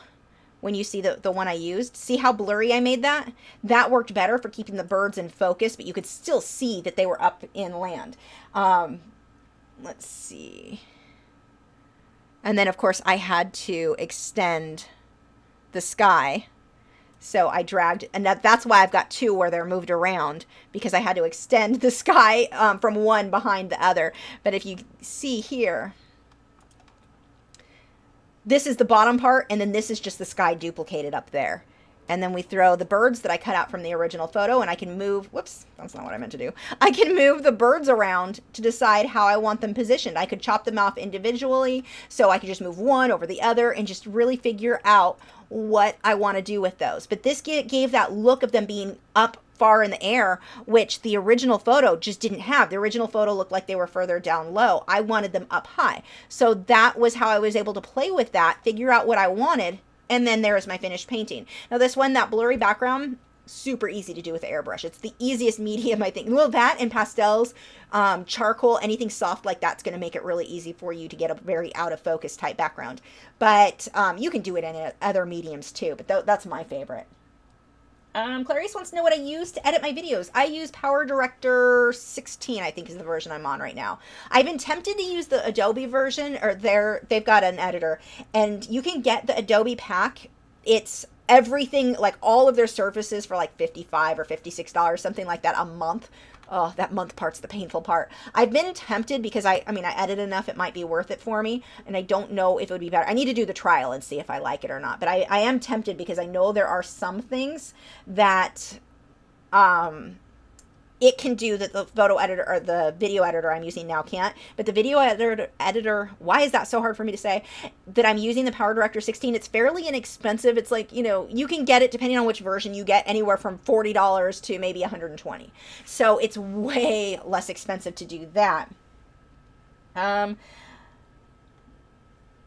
Melanie wants to know where you can get legally get and use reference photos. Try Pixabay, or you can do, if you're willing to pay, wildlifereferencephotos.com I love because they have all kinds of wildlife, but Pixabay is a good free one to go with. What paper did I use for Prismas? I don't even remember, honestly. I mean, I've used them on everything I've used everything else on, but when I was using primarily Prismas, I don't remember. I think I used a lot of Strathmore. I've used Vellum. I've used Fabriano. I've used all kinds of stuff. Valerie was off on the video editor. What video editor did you think I used, Valerie? Also, make sure to check out our moderators, Valerie and Joseph. They both have awesome channels here on YouTube. The links are in the video description. They both do live streams and all kinds of fun stuff, so make sure you check those out too. They help me so much. Okay, so that, I'm trying to think, what else do I want to show you today? Do I have anything? Those were the main things I wanted to show you. Let me see if I've got any past ones where I can show you how I've, or what it looked like, what I was able to do with the background. Let's go with, I think Louis. Is Louis one? Louis was one. Okay. Let's see if Louis has the original background. I took the reference photo of the horse. This was the photo that I took. This was the finished painting. So you can, I mean, obviously the owner's not going to be super excited to have a painting with the background that was there. And this is, again, where people are like, well, what's the point of photorealism, or what's the point of realism? Just take a photo. Because that was my photo. That photo's not good. It's good enough I can see the horse, but that photo is not it's not good. So I can instead change the background, change my contrast, change the color, change anything that I need to change to make it a prettier painting. That, for me, is largely the point of why photorealism. It's a question that we get so often, and always is just like, here's a good example, because one of these things is not going to look pretty on a wall. Okay, so let's see if I have the original where I edited all of these backgrounds. I tried so many different ones. It could be any, actually it would have been something very low. Oh, that is a big file. That would make sense. It's going to take a while to open if it does. Yep, that's the right one. Okay, so let's minimize those two, and I'll show you some of the things that I was able to try to pick out and to come up with what I thought would make for the best piece. So let's see, we've got the horse, we've got that. Oh, is that the only background I have there? That I had other backgrounds. Maybe I have another file then. Hold on. Maybe I deleted the ones I didn't use then. Possible. This one has more. Let's see what we've got there. So here you can see, and it's a bad Photoshop job, but look at how I've tried on different backgrounds. Okay, good. Got lots of them here to look at. So let's get rid of some of these. That was one I tried. There was oh, wait, where are these dots coming from? Go away, dots. Oh, that's where I just softened out the horse to see if I wanted those. I don't know where these dots are layered on. Is it that? Oh, there they go. Okay, now those dots are gone. This is what happens when you don't label each of your layers or name them. Okay, so I tried that background. It was okay. I tried different backgrounds because I did a painting of another horse where I had a similar background with the line and then the bokeh background that people liked. So I wanted to go ahead and try that. So I tried several different types there. There was the background for one of my paintings and wasn't in love with that. See how many of these though that I tried and was just like, oh, that looks terrible. That looks terrible. Whoops. I don't even know what that is. Then we had the white background. Oh, I had a couple of other angles too of photos that I took of him that I was able to try. I had that photo and I had, oh, that just softens edges. But I was able to try the different angles to see what would look best too. So when doing portraits like this, doing any sort of pet portrait, you just have so many different things that you can mess around with until you find the right look for whatever it is you're going with. And again, on this guy, I ended up going, and I always adjust them quite a bit, but the painting I went with, let's close some of these. No, I've got way too many Photoshop ones open now. No. And then there's the one that I ended up going with. I pulled more greens, I pulled more of the colors, but I kind of had that loosely that feel. I put some berries in there. You see, I just photoshopped little dots to see what that would look like to get it. I wanted a splash of red. Now, again, I did adjust mine because I wanted that green tint. I wanted little bit more with the colors in there. So there's another example of changing out the background, and I cut it out just like I did with that toucanet, and there we go. Flying horse, were those clouds? Yes, they were, and there's a reason I did not go with that idea. But I'll just try different. And another thing that you can do too, so let's say I get something and I have an actual image. Let's go back to this thing. This thing, I mean thing as in terrible design, not as the horse of a thing. Okay, let me find... see if this was going to look any good.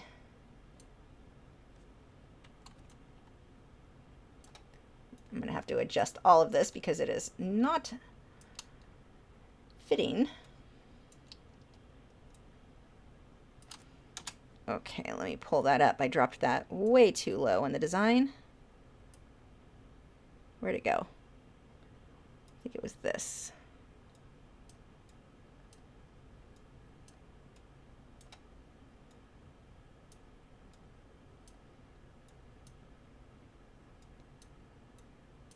So here would be another option where I could, that actually kind of could work, sort of. What happens if I just use, if I liked those colors and wanted to see what all of that would look like, just a soft blurry background? Same thing, I can take that background, come up,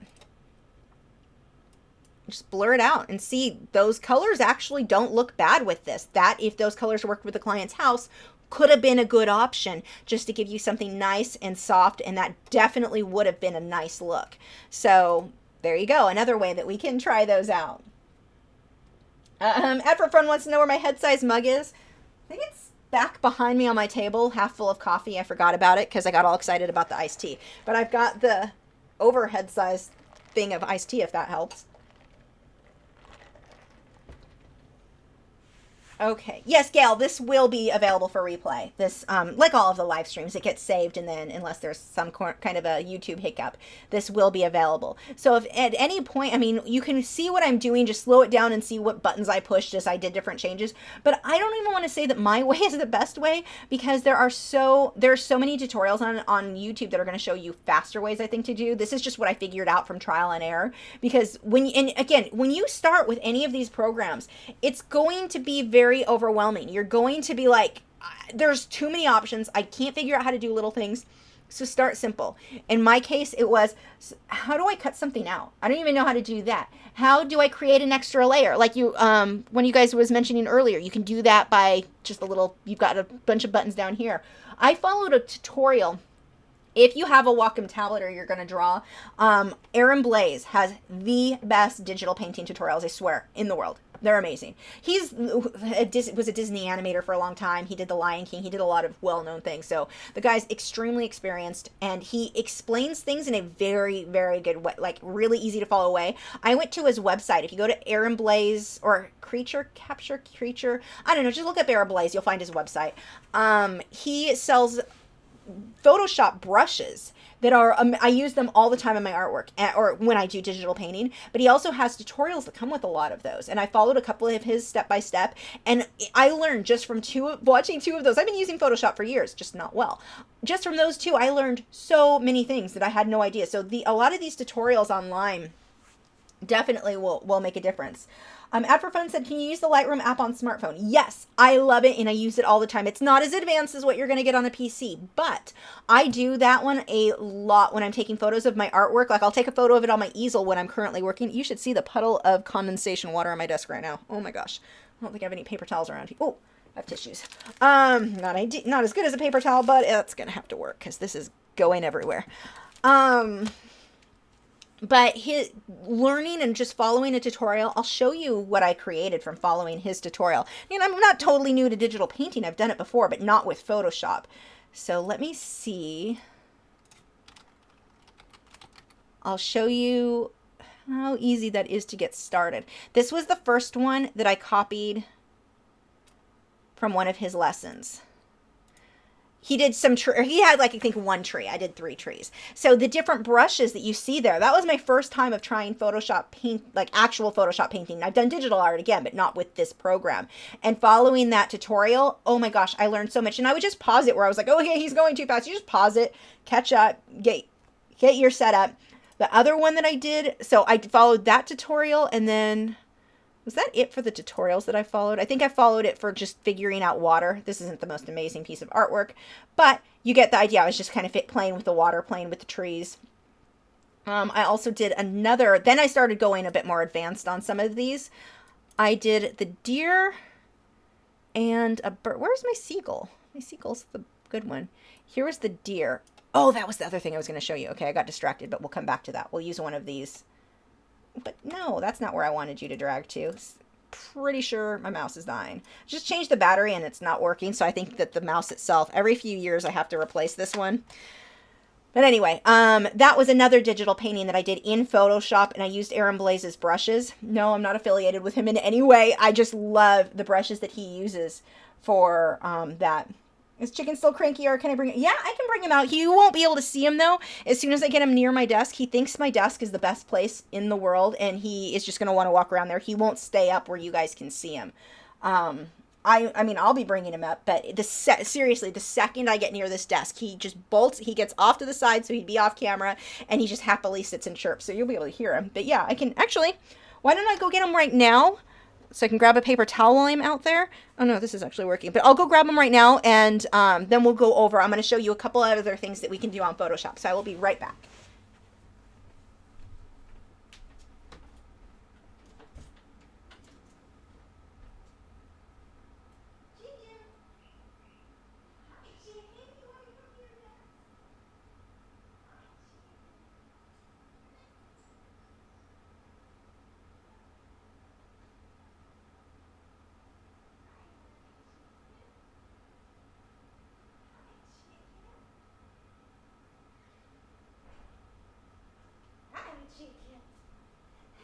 I know we're going to the desk. We're going. So excited. Want to show everyone how excited you are? Is that your desk? Yeah, he's going to jump. There we go, onto your desk. He won't usually sit on me if we're at the desk. This is like his happy place, is off to the side of the desk, and he'll sit there and talk and usually whistle. So we'll go ahead and leave that there. And I want to show you another digital painting that was done in Photoshop that I apparently lost. Let's see if I can find it.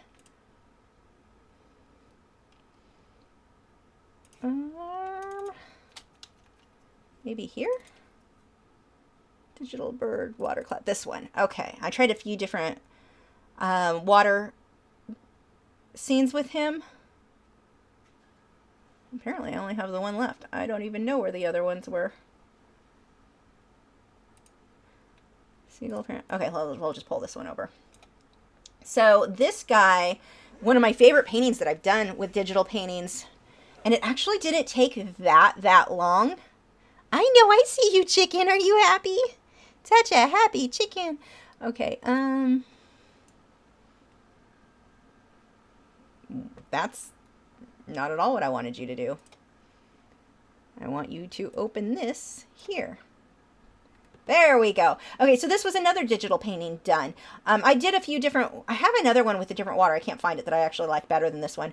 But you can do, I mean, the clouds, there's so much that you can do with actual digital painting. But like I said, you don't have to, even if you're not interested in digital painting, just the things that we're able to do with editing photos, editing reference photos, it's definitely something that I think is a big deal for artists to learn how to use. Let's go ahead and answer some of your guys' questions while we sit here. Was that a giraffe with butterflies in the background? It was. One of those paintings was the giraffe butterfly background. I just edited the giraffe out, but yeah, it was. Do you need to use a DSLR to get the right lighting and resolution of your photos, or can you use a smartphone with Lightroom app for photos? Yeah, the DSLR is going to give you very different results, better results. You can get good results with a smartphone and with Lightroom, but it's not going to be the same at all. I definitely would recommend, you're going to get the best, by far, results with the DSLR. Are there Are there methods of digital art for someone just experimenting with digital art and who's on a budget? There are inexpensive or low-cost tablets. Gail, it's BLAISE, I believe. There are inexpensive tablets that, like I did what is it called? It was a $200 tablet, so it's not cheap. That's not, I don't think the right word. $200 is a lot of money, but that's one of the cheaper tablets. Now, I personally would go the route, because I like tech, and save a little bit more and get like a Samsung. I've got right here, this, I started digital painting by using my Samsung Note tablet, staff the keyboard. And this one, you've got a pen. Let me pull the pen out. The pen, if you can see that, it's actually got a little point. That is the same, it uses the same tech basically as the Wacom tablets. So you've got the actual pinpoint to draw with. And I use, ArtRage is the program I've been using for digital painting on this one, or Autodesk Sketchbook Pro is the one I originally used, but they changed stuff that I don't like it as much. But that, using a tablet like that, I know of a lot of people who will use an iPad or whatever tablet you have. I like the ones that have a specific pen that is pressure sensitive. That is definitely my preference. And that $200 one does have a pressure sensitive pen. So that is an option. But that was the way that I got started. And then as I realized this is something that I'm going to use a lot, and like now I've got the 27-inch Wacom tablet, but that I wouldn't recommend running out and buying unless you are certain you're going to be doing a lot of digital work. And you can test that out first by using tablets. Like I said, the Samsung, this is the S3. I don't know when the S4 is coming out, but the S3 has been a wonderful, I am in love with this tablet. It's so, so nice. I use it all the time for everything. It's just a really good, solid tablet, but that one's really good to draw on. Hold on. Chicken's making a mess over here. But, see, I cleaned the desk today, and you're already getting chicken floof all over the place. He's molting right now, so there are feathers and fluff everywhere. Let's see. Can you use an actual smartphone and stylus for digital art using the Autodesk Sketchbook app? You can, and I have, and it depends on the phone. Like this one, I go with the Note. This one's the Note 8, and it's got a pen attached, so that's going to give you more control than a regular stylus. But I've seen people do things on their iPhone that looked really awesome. I think it's going to be more of a challenge, but yeah, that is something that you can definitely do.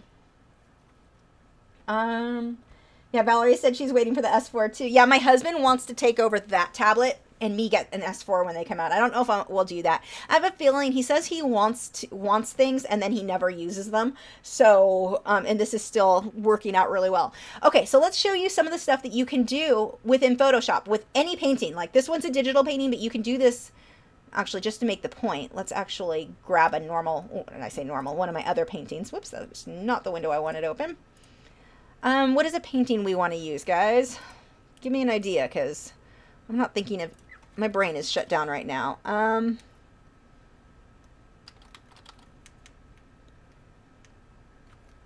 Let's go with dolphins. Do I have a good dolphin one to use?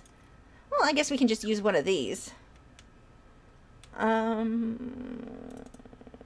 don't need the watermark, dolphin. Let's pull this up. Okay. So one of the things that you can do that is really nice for, it'll help, I think, it's something you can, it's very retweetable, something you can share. Would you stop trying to walk on the keyboard? This, let's say, I'm actually going to want this to be a bit wider or maybe have a border depending on what saying I want to do. I have a smart art box with calligraphy pens I want to do. I don't know if you guys are familiar with this or not, but there is a meme going around the internet that's like super popular where someone says you can't do something and the response is hold my beer. So I want more fitting for me would be hold my coffee, but the hold my beer is the way that the thing goes. So I thought it'd be funny to make with a calligraphy. I'll be doing this in an upcoming video. Where people say something along the lines of being an artist isn't a real career. And then the response is, hold my beer. Or you can't make a living as an artist. Hold my beer. It's just funny. Those of you who are familiar with that meme will think it's more amusing than anyone else, I think. Ad for phone wants to know if you can use a tablet that's not designed specifically for digital art. You can, but you're not going to have probably the stylus. If you have a pressure sensitive stylus, that's going to make it better for you. But I've seen people use a regular, like the older iPads that did not have that kind of stylus. It was just like the rubber tip stylus one that was almost like you drawing with an eraser. Or something that size, that people have done amazing work with. So it can be done. It's not going to give you the same feel though. But if that's all you've got, use it, do it. I've seen amazing work done with those. So it can be done, but it is going to be a lot more of a challenge. So on this one, let's just find a motivational quote. I've got one. Oh, that's too long. Where's a motivational quote around here? Actually, let's just grab one of the Bob Ross ones. So I don't have to look anything up. Oh, this is a perfect quote because this is something I'm always telling you guys. Bob Ross quote, sometimes you learn more from your mistakes than you do from your masterpieces. I mean, I don't use those exact words, but something along those lines. So one of the things that I'm going to do, I'm going to open, I want to make a teal kind of background. So let's make a new file really quick. I'm going to fill that. Actually, I could just do it this way. There's so many different ways to get to the same end in anything that you're doing. I don't know if that's the right. Meh, good enough. Maybe more blue. Ooh, I like that color better. Although I don't know if that's going to stand out enough. I could be wrong. Okay. I'm going to take that. And I'm going to drag, whoops, don't do that. I'm going to drag this onto that. And I am going to now change the size. The reason that I'm putting the solid color is if you put text straight over the artwork, depending on the way your painting is set up, it may be hard to read. I could do something down here would be a little bit easier. Actually, that's probably where I'll do it. But what I'm going to do is make this, I'm going to put that there and I'm going to make it translucent. And this is something that you guys can be doing on your own social media with your artwork. But I'm going to pull the opacity down so you can still see it. I don't love that color though. We'll leave it for now. Let's do a text. I'm going to do the Bob Ross quote. And I want my text to be in white, so that'll show up on top of that. And I don't like how big that is. We need to shrink that down. That's probably going to be too small. And I'm not going to worry about the font. I'll show you how we'll change that later. Let's go.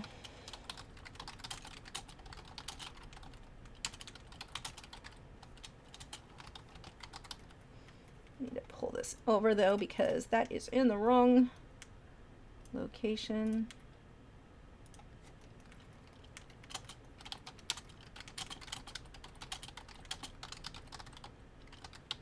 Chicken, you can't hear him doing it right now, but he's grinding his beak. He's making these little clicky sounds to mimic the keyboard typing. Are you helping? Is that what you think it sounds like? Oh, wait. Let's actually go.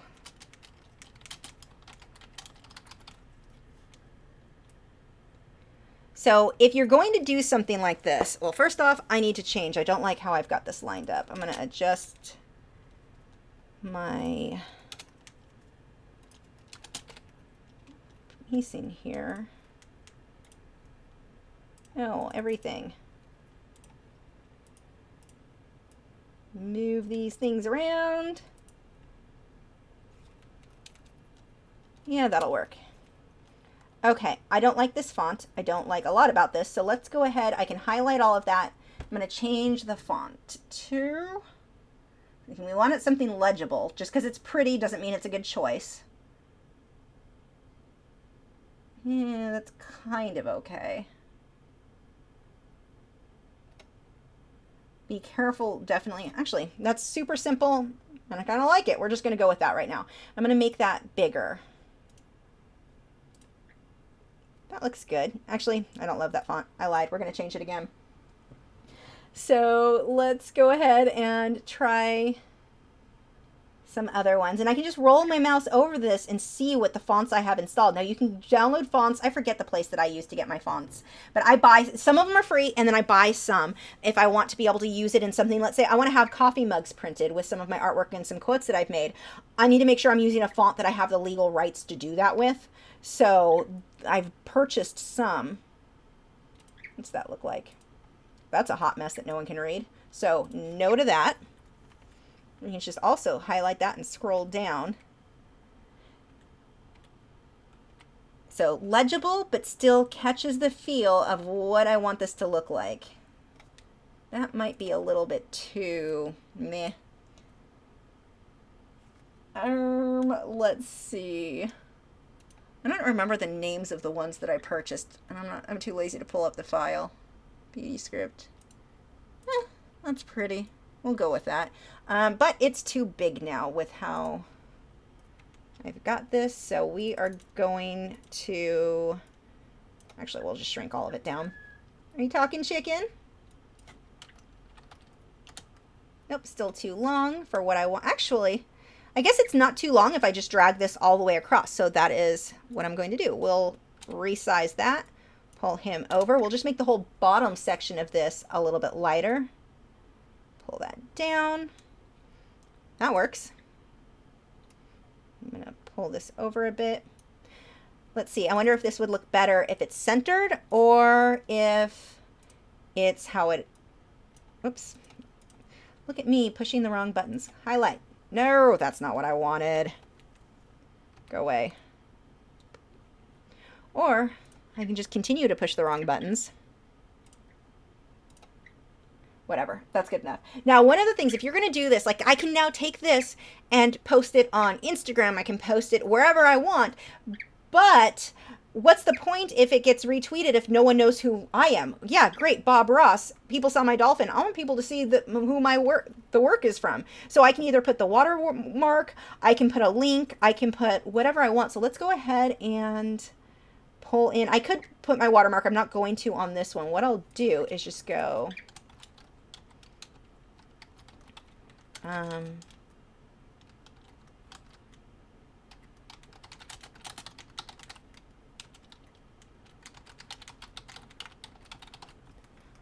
let's say I want people to go to, if my website is the main place I want people going to, then I'm going to put the youtube.com/Lachri. Don't put every social media platform you have available for this. I'm just going to put one location of where people can find me. I could also put my website, lachri.com. That would be another option. So actually, let's do that. Now this font is horrible because that L, the way that is not going to work for that section. So I'm going to actually change the font there, but I need to find something that looks nice enough with the pretty quote, but still is more legible. So that's actually kind of pretty. It's a little bit meh. We're going to keep scrolling, making decisions. Clary says chicken is the only reason I come to these streams. You want to come say hi? No, he moves away. He doesn't want me to pick him up because he thinks I might take him back and put him in his cage. He's got an awesome cage. It's huge. I call it his chicken mansion, but he doesn't want to be there. He wants to be with me at the desk all the time. He'll actually, if he'll be in the room where his cage is, he'll be in hanging out with my husband. And he'll come after me. He'll climb off my husband or fly off my husband and run to the door, go up to my husband's door, waiting for me to come back so that he can, if you open it, he'll come back into it, which is the other side of the apartment. He wants to run into this room and he wants on that desk. Like that is, I don't know what his love of this is, but that's what he wants. It's hilarious. Yeah, huh? I hear you, chicken. I don't like any of these fonts that I'm seeing right now. I went through, they had, around Thanksgiving, I downloaded or bought a lot of different fonts. Yeah, I've used that one before. Gail Perkins says 1001 Fonts Baby is a great place to get free fonts. The problem with those, they're free for like your personal use, but if you want, in my case, I want to make prints on coffee mugs, on whatever, then you've got a different licensing thing. Some of them are free no matter what, but some of them you definitely want to be aware of what you're choosing and what your usage is.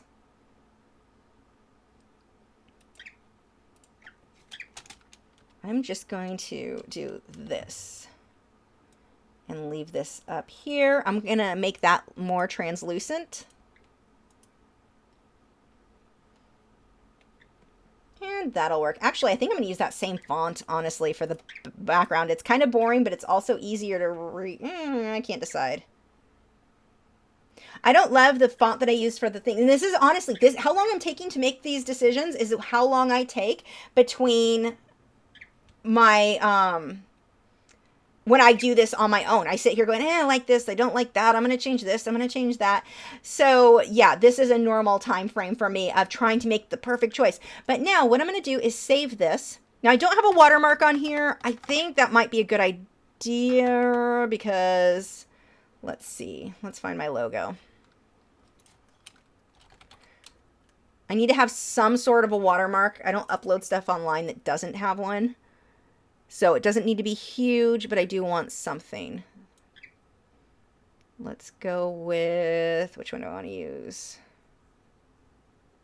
Logo with copyright. I think this is the one. I have too many and I don't, yeah, that one will work.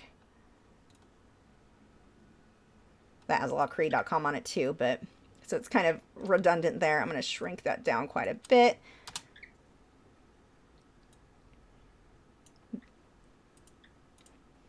I don't know. I don't love it, but whatever. So what I'm going to do now is go ahead and save this. I'm going to export as, and I'm going to change the size 698 to 560. That's actually a decent size. You don't want to go too big. You don't want to go so big that someone can make a high quality print of your work. So if someone makes a print of this, it's small enough, the print would look kind of crappy, and it's not going to be the same as a print that I would like that someone would get from me. So that would work. Let's go ahead and export that. I'm going to title it Dolphin Bob Ross. And now I can go to all my social media, you know, Facebook. This can be posted to Twitter. This can be posted anywhere. And the nice thing is, it's something that's kind of motivational. It's something that a lot of people are probably, you know, you're more likely to get shares on this and retweets on this than you would just a painting by itself.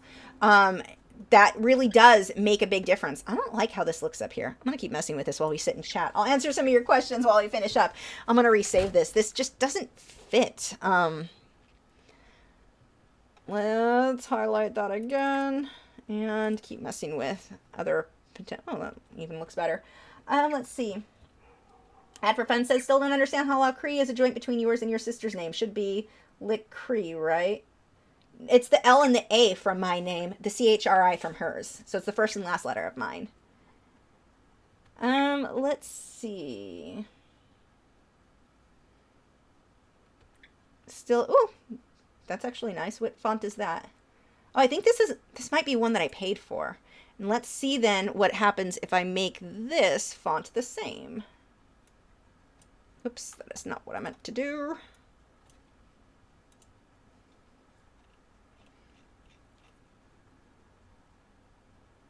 Yeah, that's legible. I like that. And that way, yeah, that'll look better, I think.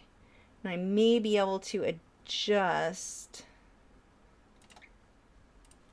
this a bit.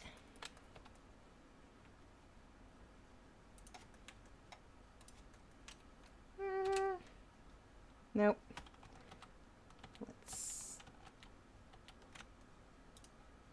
How did I have that before? Okay, we'll do it this way. Yeah, now I'll be able to enlarge this. This looks much nicer. This makes more sense. Using those two fonts just didn't look. Sometimes you can use two different fonts and it'll look fine. And sometimes, like this time, it was like, this just doesn't, it's not working. Ooh, that's too big. Still too big. Getting closer. How close am I? Oh, that actually works.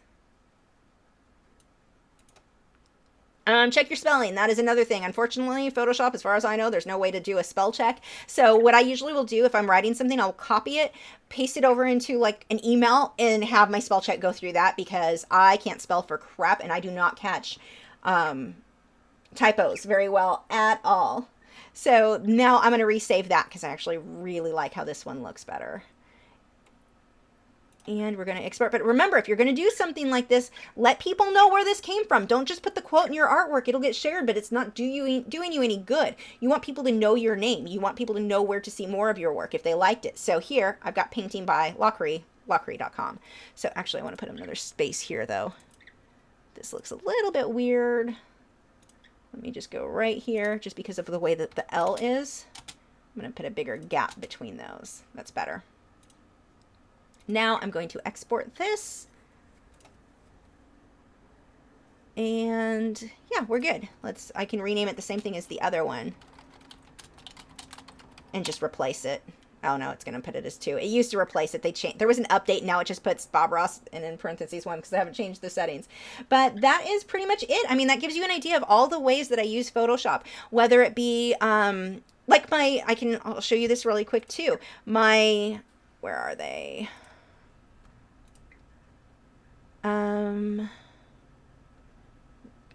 This is not in order anymore.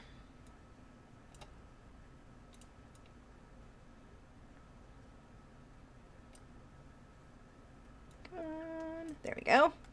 Okay, how I do the thumbnails. This is all done in Photoshop. So I have all of these little things. I basically made a template, and all I have to do is change my background image and then change whatever the font needs to be here. But it's all different layers. It's so much faster than if every single time I had to remake a new image or anything like that. I've got these nice files. Did you just fall?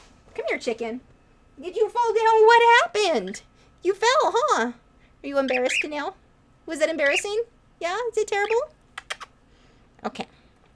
But anyway, you have all of these files. I've got so many saved basically templates that I can just reuse the same template again and again and again. And it just saves a lot of time. And I can do that on this one too now. Let's say I want to use the same quote, the same idea. I can take another painting. I'm going to pull, actually, that's huge. Whoops. Trying to not do it that way. I always make a duplicate because I'm afraid if I've changed the size and all of that I'm going to forget. And, oops. You're not supposed to be there. Go away. I've done it before where I saved the small file and lost the big file. So I always try to make a duplicate before I change my image size because yeah, it sucks when that happens. So I'm going to make that smaller just so I don't have to change the size. Fun wants to know if I'm going to go outdoors and paint anytime soon. Yes, I am. Actually, I'm thinking like this weekend, I think I'm going to have time. Why didn't you drag? You did not do what you were supposed to do. What are you doing over there? Come here. There we go. Okay. Yeah, I actually want to do that really soon. So look at how I can take this, put it on there, and now I've got the same font. I've already chosen my font. I could just change the background color if I wanted of some of this. Let's move some of this over. Where do I want to put this, actually? I don't know. That doesn't look good anywhere. I guess I could just leave it there. And then take the font that I used down here for the text and change this into a different quote by something else, anything else. But I can use the same layout, the same font. I don't have to redo everything I just did. That's another thing that's really great. I just save my original photo file. Don't just save it as a JPEG. I'm going to save it as a Photoshop file so that I can go back and make adjustments over and over, change layers, add stuff. But it is going to make your workflow a lot faster. It's going to save you a lot of time. Fun wants to know if you can use a normal tablet and connect to your PC and make a digital art on Photoshop. I don't know, honestly. I want to say no, but I'm not an expert on that. I've never tried it. I'm not certain. I really don't know that because it's not really intended typically to be used as what the Wacom tablets are. They're a second monitor. They work as a second monitor, but have the access to have the pen. So I honestly don't. I don't know. I don't think so, but I don't know. Rachel said, off topic, but any thoughts on trying the Caran d'Ache Supercolor watercolor pencils? Yes, I actually want to. I plan to do that sometime in the near future, but I'm kind of broke right now because, well, taxes and then the recent, the other watercolor pencils I bought. So I've got to wait on those. But that is it for tonight. Thank you guys so much for joining and sitting through a lot of Photoshop and Lightroom information. But I hope that this helps you and seeing some of the things that you can do. What? Do you want to be picked up? No, he backs up. He's like, no, you're not touching me. I want to sit on my desk. But there's just so many ways that you can use these tools in your own art business, whether it be for like this, coming up with fun little quotes that you can share to get people to see your art, or there's just so many uses that I use this every day. It is definitely on my must-have list for artists. And if you don't want to spend the money on it, learn Pixlr. It's Pixlr, I believe, and it's a free, not as good as Photoshop, but there's a lot of similarities and there's a lot of things that you can do with that as well. You definitely want to learn some sort of photo editor because it's just something we use all the time in so many different things.